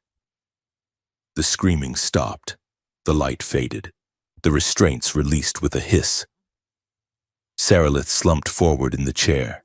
Reed rushed to her, falling to his knees. He touched her face. "Sarilith." She opened her eyes. They were wet with tears. But the violet fire was gone. They were just brown eyes. The eyes of the little girl in the field. "I remember," she whispered. She looked at her hands. "I had a name before Sarilith. I was Alara. I had a mother." She broke down, a guttural heaving sob that shook her entire body. "I was not born a princess, Reed. I was stolen, my eternity. It is just a crime scene that never ended." Reed pulled her into his arms, holding her tightly against his chest. He didn't say anything. There were no words for this. He just held her while she grieved for a life that had been dead for 400 years. After a long time, The sobbing subsided. Sarilith pulled back, wiping her face. She looked at the hologram, which was now displaying schematics. The ether heart, she said, her voice steadying. It is a symbiotic drive. It needs a biological host to filter the gate energies. That is why they made me. But the shrine, it has a secondary protocol. She pointed to a rotating diagram. Distributed resonance. What does that mean? Reed asked. It means the burden does not have to be carried by one person. The system can be reconfigured. If we upload the patch, the ether heart can draw stability from the gate network itself, sharing the load across 1,000 nodes. Reed looked at the diagram. And you? I would be disconnected, she said. I would be mortal. I would age. I would die. Eventually. Reed looked at her. That sounds like a cure to me. It is, she said, but the patch requires a master override code, and that code is locked in the Imperial Archives, specifically in the High Priesthood's private server on the capital world. Reed stood up, pacing the small circle of light. So, to save the galaxy and save you, we have to break into the most heavily guarded server in the universe, steal a code, and upload it to the entire network. Yes, Sarilith said. Reed looked at the ghostly echoes of the room. He looked at the woman who had been a god, and then a fugitive, and was now just Ilara. He walked back to her. He took her hands. I have been afraid, he confessed quietly. Of what? The Empire? No. Of you. He looked down, struggling with the words. I look at you, and I see light. I see history, and I am just a grunt who knows how to fly a broken ship. I was afraid that if I loved you, I would just be another guard standing in your shadow. Sarilith squeezed his hands. Reed, look at me. Not the princess. Me. He looked up. I am terrified, she said. I have spent centuries being worshipped, but I have never been known. I don't want a guard. Reed, I don't want a worshiper. I want someone who knows my real name. I want a partner. She leaned in, her forehead resting against his. If we do this, we do it as equals. No titles, no debts, just us. Reed closed his eyes, breathing in the scent of her, ozone and tears. Just us, he promised. He kissed her then, soft and slow. It was a seal on a pact. Now, he said, pulling back with a crooked grin. Let's go steal a broadcast network. The planning session on the Wayward Halo was a disaster of the best kind. They sat in the mess hall. Vex was projecting a holographic map of the Omni Spire, the massive communication tower on the planet Prime Core. Okay, Reed said, pointing at the map. The Spire is the throat of the Empire. Every official broadcast goes through here. It is also a fortress, and we cannot shoot our way in. We need to walk in, Sarilith said. Vex clicked his mandibles. You are the most wanted face in the galaxy. Walking is not an option. Disguises, Reed said. We go in as a maintenance crew. He looked at Sarilith. Can you look less royal? Sarilith blinked. I can be inconspicuous. Reed threw a gray technician's coverall at her. Put that on, and try to slouch. You walk like you are balancing a planet on your head. 10 minutes later. Sarilith emerged from her quarters. She was wearing the coverall. She had tied her hair back in a messy bun and smeared grease on her cheek. She walked into the mess hall. She did not slouch. She glided. How is this? She asked. Reed put his head in his hands. You look like a queen who is cosplaying as a mechanic for charity. Shoulders down. Stop gliding. Stomp a little. Sarilith tried to stomp. It looked like an angry dance move. I am trying, she protested. I have had deportment training for 300 years. Okay, new plan, Reed said. You are not a mechanic. You are middle management. You are Sarah. You are from the Department of Logistic Compliance. You are annoyed. You are boring. And you are holding a clipboard. No one looks at the person with the clipboard. Saralith took a data pad. She frowned at it. I am Sarah. I enjoy filing and adequate efficiency. Reed laughed. Perfect. Just don't smile. Prime Core was a world of steel and glass, a monument to the Empire's power. The wayward Halo docked in a commercial bay using falsified transponder codes that Halo had cooked up. They took a maglev train to the district housing the Omni Spire. The mood on the streets was grim. Saralith, now Sarah, wearing thick-rimmed glasses and a severe gray suit, watched the people. There were queues stretching for blocks, people waiting for water rations. Imperial peacekeepers in white armor patrolled the platforms, checking IDs. Saralith saw a woman begging a peacekeeper for an extra ration card. The soldier shoved the woman back with his rifle butt. Move along, citizen. Resources are for loyalists. Saralith started to step forward, her hand forming a fist. Reed grabbed her arm. Sarah, he warned in a low voice. Keep walking, but they are starving, she whispered, her voice trembling with fury. If we stop now, they stay starving forever, Reed said. Keep your eyes on the spire. They reached the Omni Spire. It was a needle of white metal piercing the clouds. They approached the service entrance. Vex stayed on the ship to run cyber warfare support. Halo was in their earpieces. Reed, dressed as a security contractor, did the talking. Saralith stood behind him, staring at her clipboard and tapping her foot impatiently. We are here for the Quadrant 4 audit, Reed told the guard. The guard scanned Reed's badge. He looked at Saralith. I didn't get a notification for an audit. Saralith looked up. She pushed her glasses up her nose. That is typical of Quadrant 4, she said, her voice dripping with bureaucratic disdain. I have a schedule to keep. Officer, if I am late, I have to file a Form 88B. Do you want to be the reason I file a Form 88B? Because I will list you as the primary obstruction. The guard blinked. He had faced rebels and pirates, but he was terrified of paperwork. Go ahead, he muttered, opening the gate. They were in. They moved through the pristine corridors of the spire.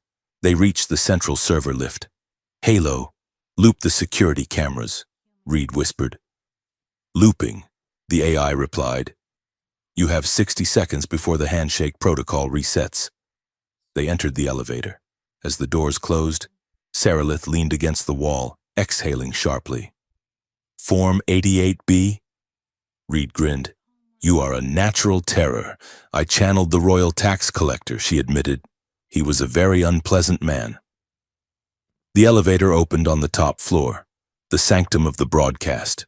The room was circular, lined with massive server banks.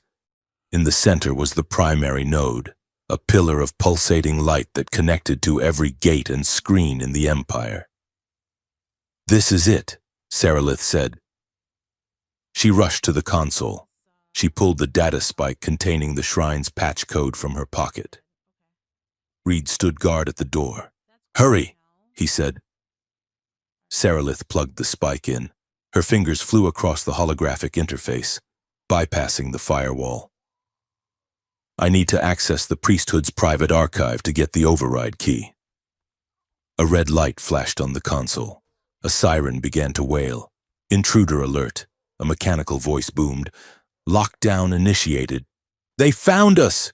Reed shouted. The doors at the far end of the room burst open. A squad of Null Saints poured in, followed by heavy shock troopers. Reed opened fire. The noise was deafening in the enclosed space. Saralith! How long? I can't bypass it remotely. Saralith yelled. The key is physically locked in the inner vault. I need manual access. The inner vault was behind a blast door on the other side of the room, currently blocked by the Saints. Reed took a hit to his shoulder armor. He stumbled back, firing wildly. We can't get to it. We are cut off. Saralith looked at the console. She looked at Reed, who was bleeding. She looked at the vault. She made a choice. She stopped typing. She pulled the data spike out. Reed, she screamed. Reed turned. She looked at him, her eyes fierce and full of love. Trust me, what are you doing? Saralith raised her hands in the air. She stepped away from the console, walking into the open. Cease fire, she commanded, her voice amplifying with a touch of the ether resonance. The troopers hesitated. The Null Saints paused. I am the Princess Saralith, she shouted. I surrender. No, Reed roared, breaking cover to run to her. A shock trooper fired a stun round. It hit Reed square in the chest. He crumpled to the floor, paralyzed but conscious. Saralith looked down at him. Her eyes sent a silent message. Get out. Be ready. The Null Saints surrounded her. One of them clamped magnetic cuffs on her wrists. Secure the target, the lead saint hissed. Take her to the inner vault for holding. The High Priestess wants to question her personally. Saralith looked at the vault door. They were taking her exactly where she needed to be. The troopers dragged Reed away, throwing him toward the service lift. Dump the rubbish, the commander ordered. We have the prize. As the elevator doors closed on Reed's paralyzed form, he watched them lead Saralith away. He couldn't move. He couldn't scream. He could only watch as the woman he loved walked willingly into the hands of the monsters who had made her, armed with nothing but a lie and a plan that might get them both killed. The elevator began to descend. Stay frosty, he thought, darkness encroaching on his vision. Stay frosty. Sarah. The inner vault of the Omnispire was not a dungeon. It was a cathedral of blinding white light and silence, designed to strip the mind of its defenses. Saralith sat in the center of the room, strapped into a Neuralink chair that hummed with a low, invasive frequency. She had been there for 12 hours, or perhaps 12 days. Time had no meaning in the White Room. High Priestess Valeria stood before her, a towering figure in robes of woven platinum. She held a datapad that controlled the memory feed pouring into Saralith's mind. You are confused, child, Valeria said, her voice smooth and terrible. Let us correct the error. She tapped the screen. Pain spiked through Saralith's temples. A memory bloomed behind her eyes, vivid and overwhelming. She saw herself standing on a balcony, ordering the execution of 1,000 miners. She felt the cold satisfaction of the order. She felt the arrogance. No. Saralith gasped, fighting the intrusion. That never happened. It happened because we say it happened. Valerius replied. History is a draft. Saralith. We are merely editing. The image shifted. Now Saralith saw Reed Vale, but he was not her partner. In this fabricated memory, he was an assassin she had hired to kill her political rivals. She saw herself handing him a bag of credits, laughing at the deaths of innocents. See? Valerius purred. You are not a hero. You are a tyrant. You are the monster we need you to be so that we may save the Empire from you. Saralith squeezed her eyes shut. She focused on the pain in her wrists where the restraints dug in. She focused on the smell of ozone. She focused on the truth she had found in the Star Shrine. My name is Ilara, she whispered. Valerius paused. What did you say? I am Ilara. I was born in a wheat field. I had a mother who sang to me. I am not your construct. Valerius's face tightened. She signaled the guards. Increase the voltage. Break her before the broadcast. The machine shrieked. Saralith screamed. her back arching off the chair. But even as the white fire of the Neuralink burned through her synapses, she held onto the image of the wheat field. She held onto the feeling of Reed's hand in hers. They could burn the princess, but they could not burn the woman. 300 floors below, in the service tunnels of the Omnispire, Captain Reed Vale was not feeling particularly symbolic. He was feeling bruised, angry, and very claustrophobic. He adjusted the armor he had stripped from an unconscious shock trooper. It was tight across the shoulders. "Vex, how are we doing on the hard line?" Reed growled into his comms. The insectoid engineer was clinging to the ceiling of the server shaft above him, splicing wires with manic speed. "The encryption is dense," Vex clicked. "It is like trying to untie a knot made of liquid light." "I need 2 minutes." "We have 1, Reed said. He checked his weapon. He was not alone. Behind him stood 6 members of the local resistance, dock workers and janitors who had recognized him from the bounty posters and decided that they had had enough of starvation rations. They were armed with pry bars and stolen stun batons. They looked at Reed with wide, hopeful eyes. "What is the plan, Captain?" a young woman asked, gripping a wrench like a sword. Reed looked at them. He hated this. He hated being the guy people looked at for answers. "The plan is simple," Reed said. "We make a lot of noise. We draw their eyes down here so the ship can do its job up there." He tapped his earpiece. "Halo, are you in position?" "I am currently masquerading as a weather satellite," the AI replied. "The wayward Halo is holding a high-orbit drift.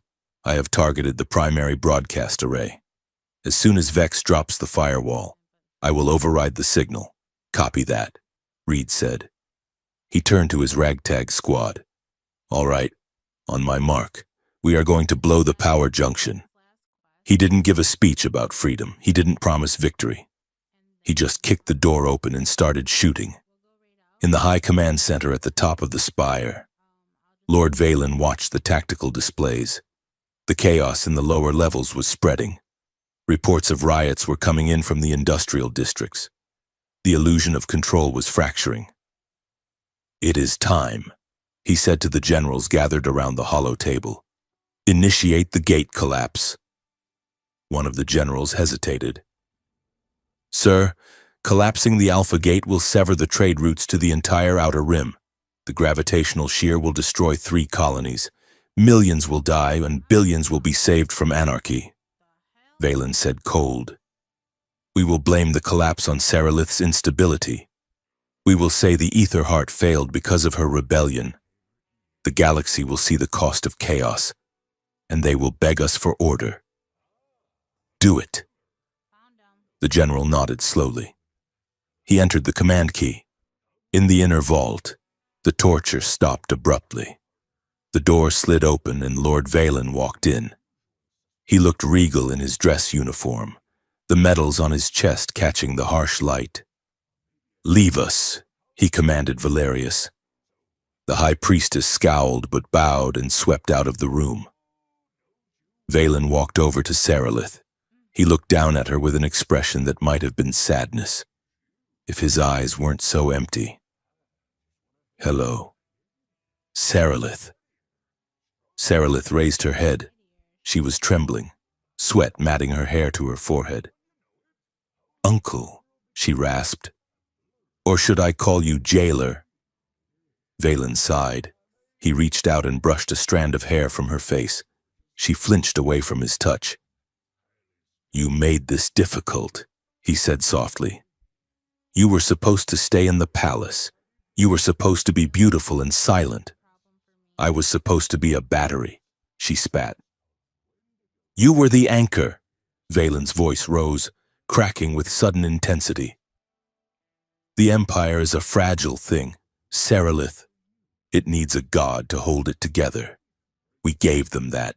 We gave them you." "You gave them a lie," Saralith shouted, straining against the straps. "You stole my life. You stole my name. I gave you purpose, Valen countered. Do you think love holds civilizations together? Do you think truth keeps the lights on? No. Power does. Control does. I did what was necessary to keep the peace. He leaned in close. And now, I will do what is necessary again. You are going to go on that broadcast, and you are going to confess. You are going to tell the galaxy that you are broken, and that only the High Council can save them. And if I refuse? Valen smiled, a thin, cruel line. Then we will collapse the Alpha Gate, and every death will be on your conscience. Saralith stared at him. She saw the man who had raised her, who had taught her to play chess, who had brought her gifts from foreign stars. And she realized, with a clarity that cut through the pain, that he had never loved her. He had only loved what she could do for him. The realization didn't break her. It freed her. You are right, Uncle, she said, her voice steady. Love is not what holds you together. It is fear, and you are terrified. Suddenly, the lights in the vault flickered. The white walls turned crimson. A siren began to wail. What is this? Valen snapped, tapping his comms. Report! Sir, we have a breach in the primary server. Someone is rewriting the broadcast protocol. Valen spun back to Saralith. She was smiling. It seems, she said, that the narrative is changing. Reed Vale was pinned down behind a vending machine in the hallway of level 50. Plasma bolts scorched the metal above his head. Vex, now would be a good time, Reed shouted. Done! The engineer shrieked over the comms. The firewall is down. Halo has the stick. In orbit. The wayward Halo fired a concentrated data burst directly at the Spire's antenna. Inside the inner vault, the massive screens that lined the walls flickered. The image of the Imperial seal vanished, replaced by static. Then, the static cleared, and the face of Saralith appeared. It was not the live feed of her in the chair. It was the recording from the black box they had stolen on the storm planet. It was the footage of the drone strikes, the footage of the massacre, overlaid with the biometric data proving the drones were remote-controlled. And then, a second file played, the file from the Star Shrine, the schematics of the Immortality program, the records of the child named Alara being cut open, across the galaxy, on a trillion screens. The truth played out. In the mining pits of the Outer Rim, workers stopped their drills to watch. In the corporate boardrooms of the core, executives stared in silence. In the barracks of the Imperial fleet, soldiers lowered their weapons when in the inner vault. Valen stared at the screen, his face draining of color. You destroyed it all, he whispered. Saralith looked at him. I just turned the lights on. The door to the vault exploded inward. Reed Vale stepped through the smoke, his armor scored and smoking, his rifle raised. Behind him were the resistance fighters. Get away from her, Reed said. Valen drew his ceremonial pistol, but before he could aim, a shot rang out. It wasn't Reed. It was Saralith. She had used the distraction to dislocate her thumb, slipping her hand from the cuff. She had grabbed the guard's sidearm from the holster of the man standing next to her. She didn't shoot Valen. She shot the control panel for the Neuralink. Sparks showered the room. The restraints popped open. Saralith stood up. She was weak, swaying on her feet, but she stood tall. It is over. Uncle, she said. Valen looked at her, then at Reed, then at the screen showing his empire crumbling. He dropped his pistol. You have no idea what you have unleashed, he said. Without the ether heart, the gates will fall. You have doomed us all. We will see, Saralith said. Reed rushed to her, catching her arm. We have to go. The city is revolting. The corporate fleets are launching a counterstrike. They are targeting the Spire. Saralith looked at Reed. The Alpha Gate, she said. They initiated the collapse sequence. I felt the tremor in the heart. "We can't stop it from here," Reed said. "No," Sarilith said. "We have to go to the gate ring. I have to use the shrine code." "That is suicide," Reed argued. "You are barely standing. If I don't, 3 colonies die," Sarilith said. She looked at him. "Partners. Reed, remember?" Reed grit his teeth. He looked at Valen, who was being restrained by the resistance fighters. "Lock him up," Reed ordered the workers, "and keep the broadcast running. Let everyone see him." He turned back to Sarilith. "Let's get to the ship." The battle at the central gate ring was a scene from the apocalypse. The ring was a massive structure, a circle of metal the size of a small moon, floating in the void above Prime Core. Inside the ring, the wormhole was churning, turning a sickly, violent shade of green. Imperial loyalist ships, massive Gothic dreadnoughts that looked like flying cathedrals, were exchanging fire with a swarm of civilian vessels. Freighters, mining skiffs, and racing yachts zipped between the heavy cruisers, stinging them with makeshift weapons. The wayward Halo weaved through the crossfire. "Shields at critical," Halo shouted. "We are taking heavy fire from the flagship. Get us to the center of the ring," Sarilith commanded from the co-pilot's seat. She was plugged into the ship's comms, her hands gripping the interface. The violet light of the ether heart was flaring under her skin, but it was erratic, pulsing with a dangerous instability. Reed flew like a madman. He rolled the ship between the spires of a cathedral ship, scraping the hull to avoid a missile barrage. "We are coming up on the event horizon," Reed yelled. The wormhole was destabilizing. Gravity waves were tearing at the ship. "I need to go out there," Sarilith said. "What?" Reed looked at her. "The ship's transmitter is not strong enough to penetrate the interference. I need to physically interface with the ring's control hub." Reed looked at the hub, a small platform suspended in the center of the ring, bathed in lethal radiation and gravity shear. "I will cover you," he said. He brought the ship to a hover over the platform. The airlock cycled open. Sarilith stepped out onto the hull. The vacuum of space tugged at her, but her personal gravity field, boosted by the ether energy, held her down. She leaped from the ship to the platform. She landed hard, rolling to the central console. Around her, the universe was screaming. The green light of the collapsing gate blinded her. She placed her hands on the interface. "Upload," she screamed, pouring the shrine's code into the machine. But the machine resisted. The collapse had gone too far. It needed more power. Sarilith knew what she had to do. She didn't just upload the code. She opened the floodgates of her own body. She took the energy of the ether heart, the energy that had kept her young for 4 centuries, and pushed it into the ring. It felt like burning alive. Her skin cracked. The violet light turned blinding white. She could feel her cells aging, the years rushing back into her in a terrifying torrent. On the bridge of the wayward Halo, Reed watched the sensor readings. "She is redlining," Halo warned. "Her life force is dropping. She is dying. Captain." Reed didn't think. He didn't calculate. He engaged the autopilot, keep the ship steady. He grabbed a breather mask and sprinted to the airlock. He jumped. He hit the platform, sliding across the metal.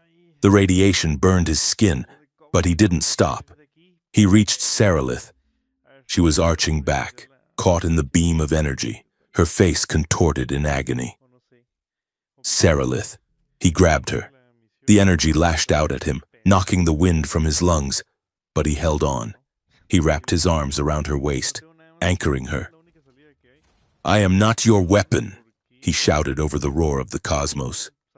"And you are not a battery. Let go. I have to stabilize," she gasped, her voice sounding thin and old. "Not like this. We do it together." Reed slammed his hand onto the console next to hers. He couldn't channel energy, but he could ground her. He pulled her back, breaking the direct feed, forcing the energy to arc through the code matrix instead of her body. The ring groaned. The green light shuddered, then flashed a brilliant, stable blue. The collapse stopped. The wormhole stabilized, the event horizon smoothing into a calm, shimmering pool. The feedback loop snapped. Sarilith collapsed. Reed caught her. The shockwave of the stabilization threw them both backward. Reed twisted in midair, turning his back to the impact, shielding her body with his own. They slammed into the far railing of the platform. Reed gasped, feeling a rib crack, but he didn't let go.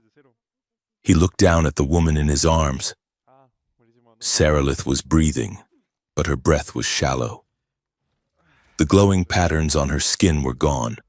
Her hair, once a vibrant, unearthly black, was now streaked with white. There were fine lines at the corners of her eyes that hadn't been there an hour ago. Sarilith?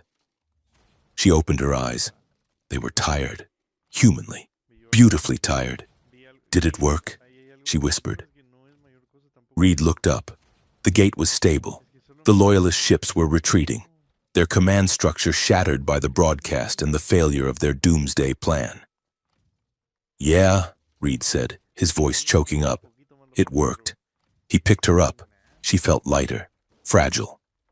The wayward halo descended, the ramp lowering. Reed carried her up the ramp. He carried her away from the fire, away from the throne, and away from the eternity that had nearly eaten her alive. The Eternal Star Princess fled her assassins, until a human became her only shield. And now, the shield was carrying her home. Later, in the med bay. Dr. Eris's replacement, a nervous medical droid, scanned Sarilith. Reed stood by the bed. He looked at the readout. The ether heart is dormant. The droid beeped. The connection is severed. The subject is normalizing. Normalizing? Reed asked. She is aging. Captain, her cellular regeneration is now standard for a human female. She is mortal. Reed looked at Sarilith. She was asleep. She looked different. Older, yes, but also more real. The terrible perfection was gone, replaced by a vulnerability that made his chest ache. She stirred. Her eyes fluttered open. Reed, I am here. She tried to sit up, but winced. I feel heavy, she said. That is time, Reed said gently. It catches up to everyone eventually. Sarilith looked at her hands. She traced the new lines on her palms. I am not eternal anymore, she whispered. No, Reed said. He took her hand, interlacing his fingers with hers. You are just Ilara now. She looked at him, and a slow, genuine smile spread across her face. It was the most beautiful thing he had ever seen. Ilara. She repeated, testing the weight of it. She squeezed his hand. I think I like that better. Reed leaned down and kissed her forehead. Me too. Outside the viewport, the stars were still burning, but they weren't hers anymore. They belonged to everyone. And for the first time in 400 years, the woman in the bed didn't have to carry them. She just had to live. The fires on the capital moon had been extinguished, but the smoke still lingered, a gray haze that tasted of ozone and burnt ambitions. The empire had not fallen in a single cinematic crash. It had crumbled piece by piece, leaving behind a jagged landscape of confusion. In the 3 weeks since the Battle of the Gate Ring, Sarilith had slept perhaps 4 hours a night. The adrenaline of survival had been replaced by the crushing weight of bureaucracy. The silence of the void was gone, replaced by the cacophony of a billion voices all shouting at once. She stood in the center of the strategium, a room once reserved for the High Council to move fleets like toys. Now, it was filled with holograms of sector governors, union leaders, and corporate CEOs. They were not bowing. They were screaming. "We need the Imperial fleet to secure the trade routes," a mining guild representative bellowed, his holographic fist pounding the table. "Pirates are already testing the borders. The fleet is dissolved," a labor leader from the industrial belt shouted back. "Those ships belong to the people now. We need them to transport food, not patrol your profits." "Order!" The voice was not loud, but it carried a resonance that cut through the noise. Saralith stepped forward. She was not wearing the spider-glass gowns of her past, nor the mechanic's coveralls of her escape. She wore a simple tunic of dark blue wool, functional and unadorned. Her hair, once an impossible star-filled black, was now streaked with silver, the physical cost of stabilizing the gates. She looked older. She looked tired. She looked real. "There will be no Imperial fleet," she said, looking at the floating faces. "And there will be no private corporate navies. We are forming a transitional defense force." "And who commands this force?" the mining guild rep sneered. "You? Are we simply swapping one empress for another?" Saralith looked at him. "No," she said. "I am refusing the coronation." The room went silent. The holograms flickered as the delegates processed the words. "Refusing?" a governor asked. "But you are the eternal princess. You are the biological key. The Constitution demands a monarch. The Constitution was written by the men who cut me open," Saralith said, her voice steady. "It is void." She tapped the console in front of her. A document appeared in the center of the room, a complex, multi-layered charter. "I am proposing a transitional council. It will have 3 branches, 30% citizen representation, chosen by lottery from the census data, 30% technical oversight to maintain the infrastructure, and 40% regional delegates." "And the corporations?" the CEO asked. "You will submit to a resource audit," Saralith said cold. "If you want to operate in the new systems, you will prove that your profit margins do not rely on slave labor. If you refuse, the defense force will seize your assets." "This is chaos," the governor shouted. "You cannot rule by committee. The galaxy needs a figurehead." "I am not your figurehead," Saralith said. "I am a citizen. And this meeting is adjourned until you can speak without shouting." She cut the feed. The holograms vanished, leaving her alone in the dim room. She slumped against the table, pressing the heels of her hands into her eyes. The headache behind her temples was a constant companion now. "Nice speech," a voice said from the shadows, a little dry in the middle, but the ending had teeth. Reed Vale stepped out of the alcove. He was wearing a fresh jacket, though he still looked like he had slept in a cargo hold. He carried 2 bulbs of water. He slid one across the table to her. "They hate it," Saralith said, taking the water. "They want the old world back. They want a queen they can ignore while they rob the treasury." "They are scared," Reed said, leaning against the console. "They know how to survive a tyrant. They do not know how to survive a democracy. Freedom is messy." Saralith looked at him. "And you? How is the diplomacy going?" Reed snorted. "I spent the morning brokering a truce between the dock workers' union and the remnants of the 7th Fleet. The admiral wanted to shoot the workers for insubordination. The workers wanted to space the admiral for war crimes. And I bought them a round of drinks and told them that if they did not stop arguing, I would tell everyone that the admiral wears synth silk pajamas and the union leader cheats at cards." Saralith smiled. It was a small, fleeting thing, but it reached her eyes. "Did you lie?" Reed grinned. "I never lie. Ilara, I just strategically deploy the truth. They signed a non-aggression pact on a napkin." He walked around the table and stood next to her. He didn't touch her, not because he didn't want to, but because the boundaries between them were still settling. They were no longer fugitive and guard. They were two people trying to build a house in a hurricane. "You look exhausted," he said quietly. "I am mortal," she replied. "I think this is just what mornings feel like." "You are doing the right thing," Reed said. "Walking away from the throne. It is the only way to break the cycle." "It is dangerous," she said. "The power vacuum is real. The Null Saints are still out there. We have reports that the last cell has gone underground. They will try to kill the council before it even forms." "Let them try," Reed said, his hand drifting to the pistol at his hip. "That is why you have me." Sarilith looked at him.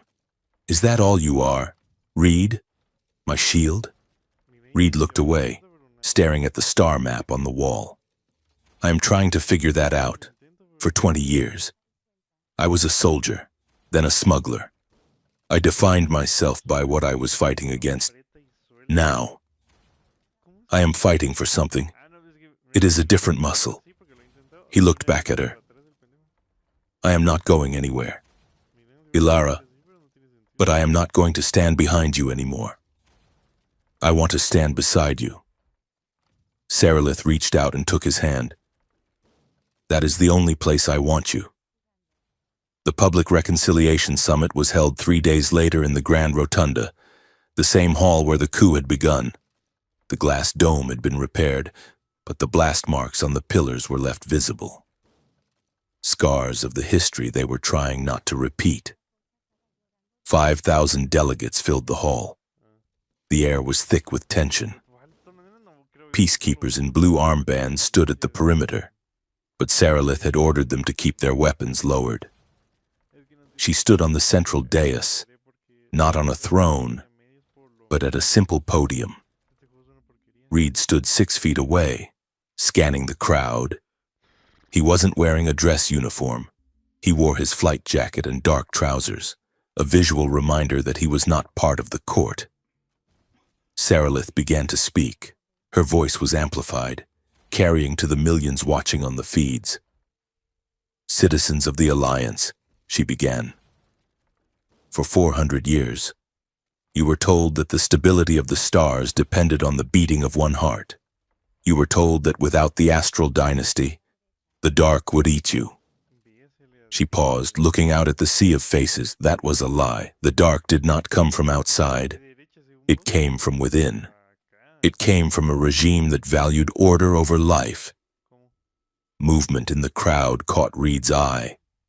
At the eastern edge of the hall, near the ventilation shafts, a group of monks in heavy robes were moving against the flow of the crowd.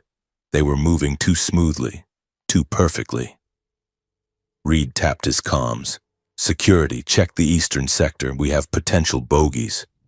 Before the order could be relayed, the monks threw off their robes. Underneath, they wore the white ceramic armor of the Null Saints. But this was not a tactical squad, it was a suicide wave. They drew crystalline blades and charged the dais. Screams erupted. The crowd panicked, stampeding toward the exits. "Protect the target," a peacekeeper shouted. Reed was already moving. He vaulted over a railing, placing himself between the charging saints and the podium. He drew his pistol and fired. The first shot took the lead saint in the knee. The figure stumbled but crawled forward, fueled by combat stimulants that overrode pain. Reed fired again. 2 down, but there were too many. They were fast, fluid, and utterly silent. "Get back!" Reed roared at Sarilith. Sarilith didn't run. She stood her ground, her eyes locked on the attackers. She saw something Reed, in his combat focus, did not.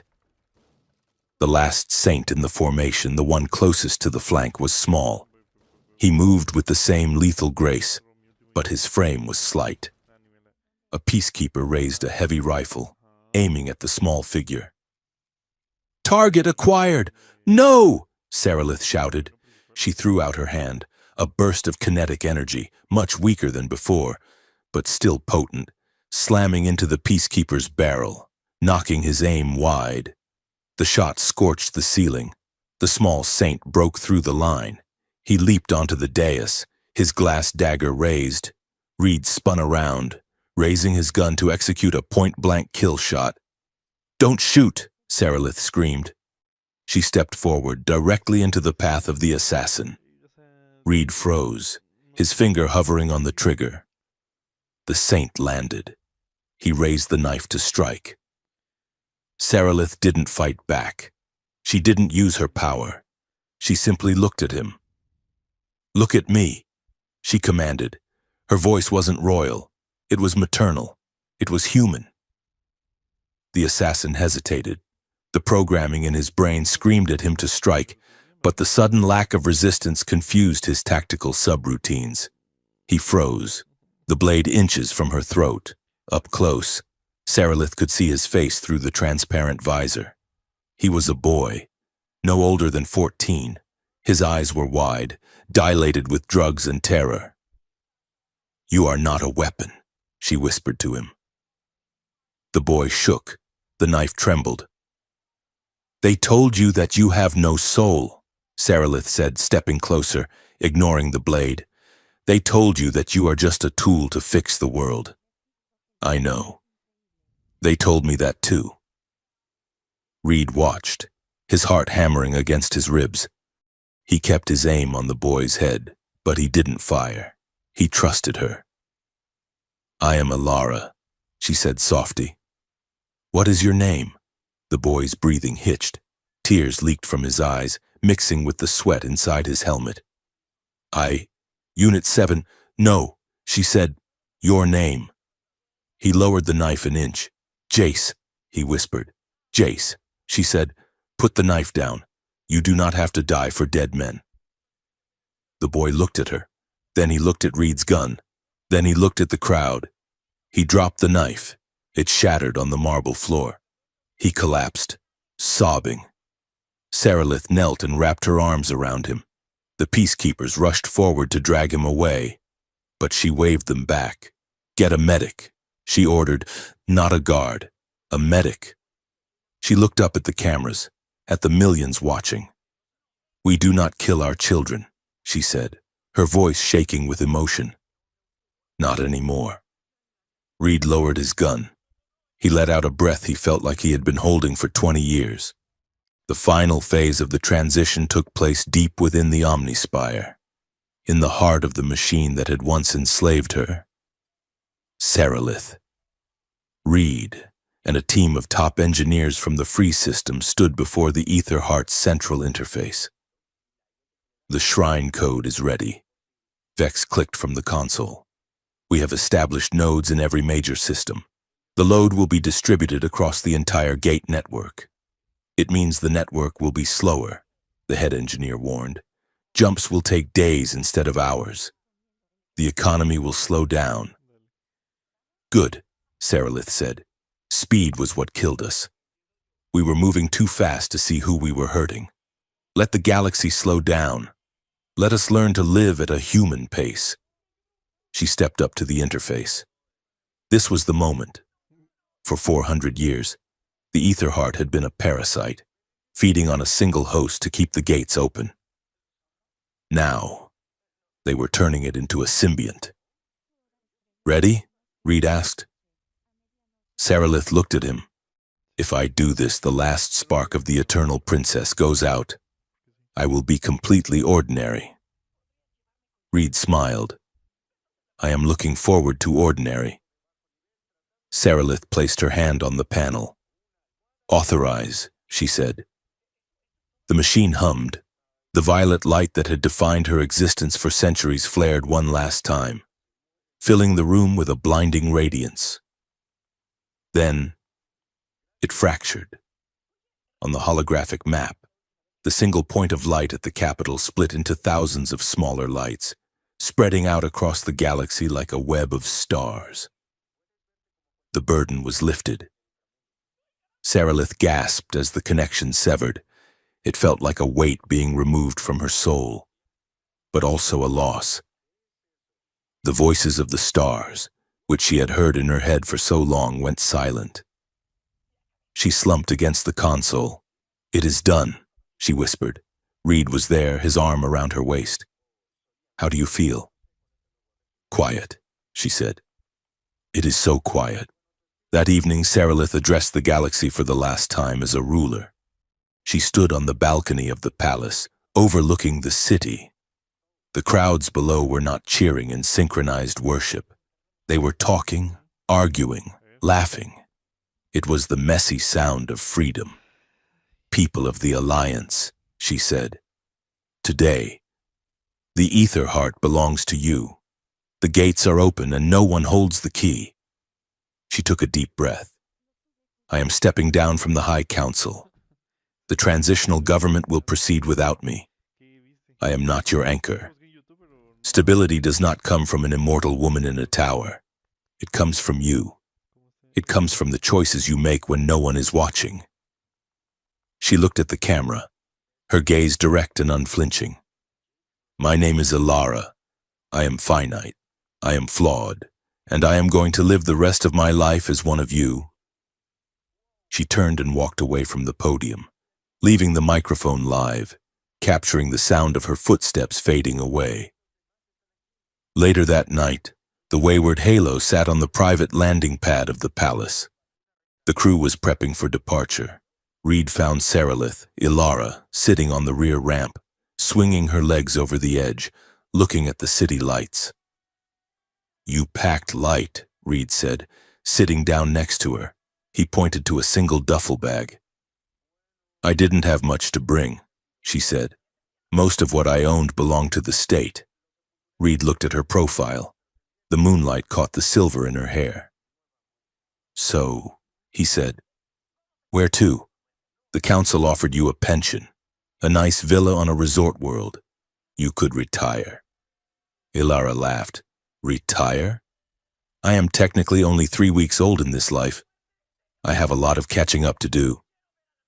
She turned to him. "I was thinking, there are a lot of messes out there. Reed, the border worlds are unstable. The relief convoys need protection from pirates. There are still kids like Jace who need to be found before the syndicates get them." Reed smiled slowly. "So, you want to be a freelancer?" "I want to be helpful," she said. "And I hear the captain of the Wayward Halo is looking for a co-pilot, one who is good with shields and negotiations." Reed leaned back on his hands. "The pay is terrible. The food is worse, and the captain has authority issues." "I can handle the captain," she said. Reed's expression softened. He reached out and took her hand. "Are you sure about this? You are walking away from everything." "I am walking toward something," she corrected. She squeezed his hand. "I used to think love was a weakness, a vulnerability that could be exploited. But when you held me on that platform, when you shielded me, I realized that love isn't about possession. It is about witnessing." She looked him in the eye. "I want to be with you, Reed. Not because you saved me, but because you see me, and I see you. I don't want a vow of eternity. I want a promise of tomorrow. Just one day at a time." Reed brought her hand to his lips, and "one day at a time," he promised. "That is a deal I can take." He stood up and pulled her to her feet. "Welcome aboard, Ilara." 6 months later, the planet of Oakhaven was a backwater world on the edge of the rim, known mostly for its rain and its fungal lumber. A small, prefabricated schoolhouse stood on a muddy hill.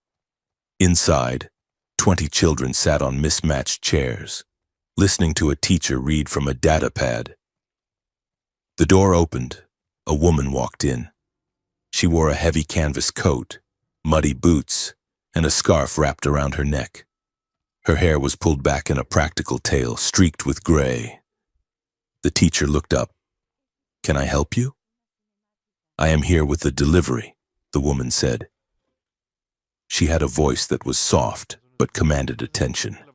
"The educational supplies from the core, and the generator parts." The teacher's eyes widened. Oh, we weren't expecting a courier for weeks. Please, come in.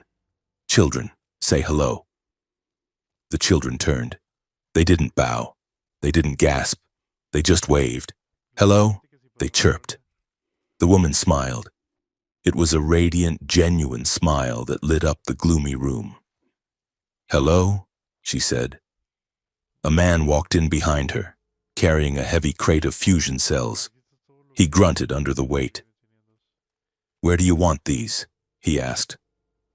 Over by the heater, the teacher said. The man set the crate down and wiped his hands on his trousers. He looked at the woman and winked. Told you we would make it before the rain started. The woman rolled her eyes playfully. You flew through a thunderstorm to save 10 minutes, she teased. I call it tactical efficiency, the man retorted.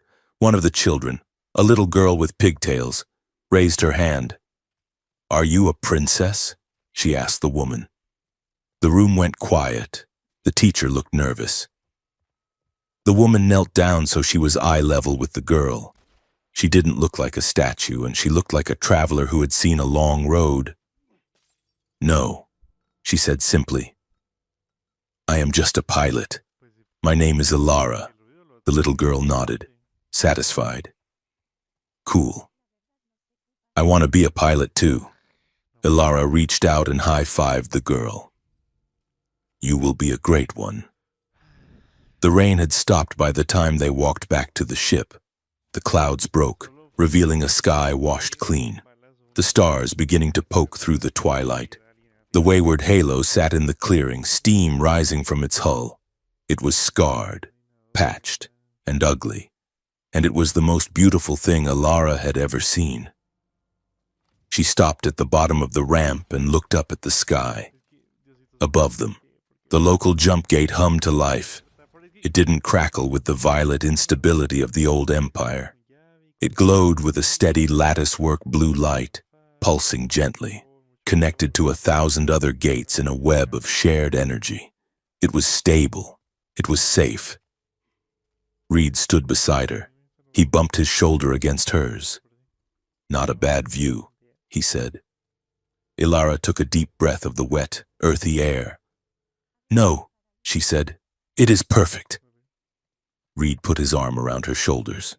She leaned into him, her head resting against his jacket. They stood there for a long moment, watching the ships drift through the gate. Free traders, explorers, families moving to new worlds.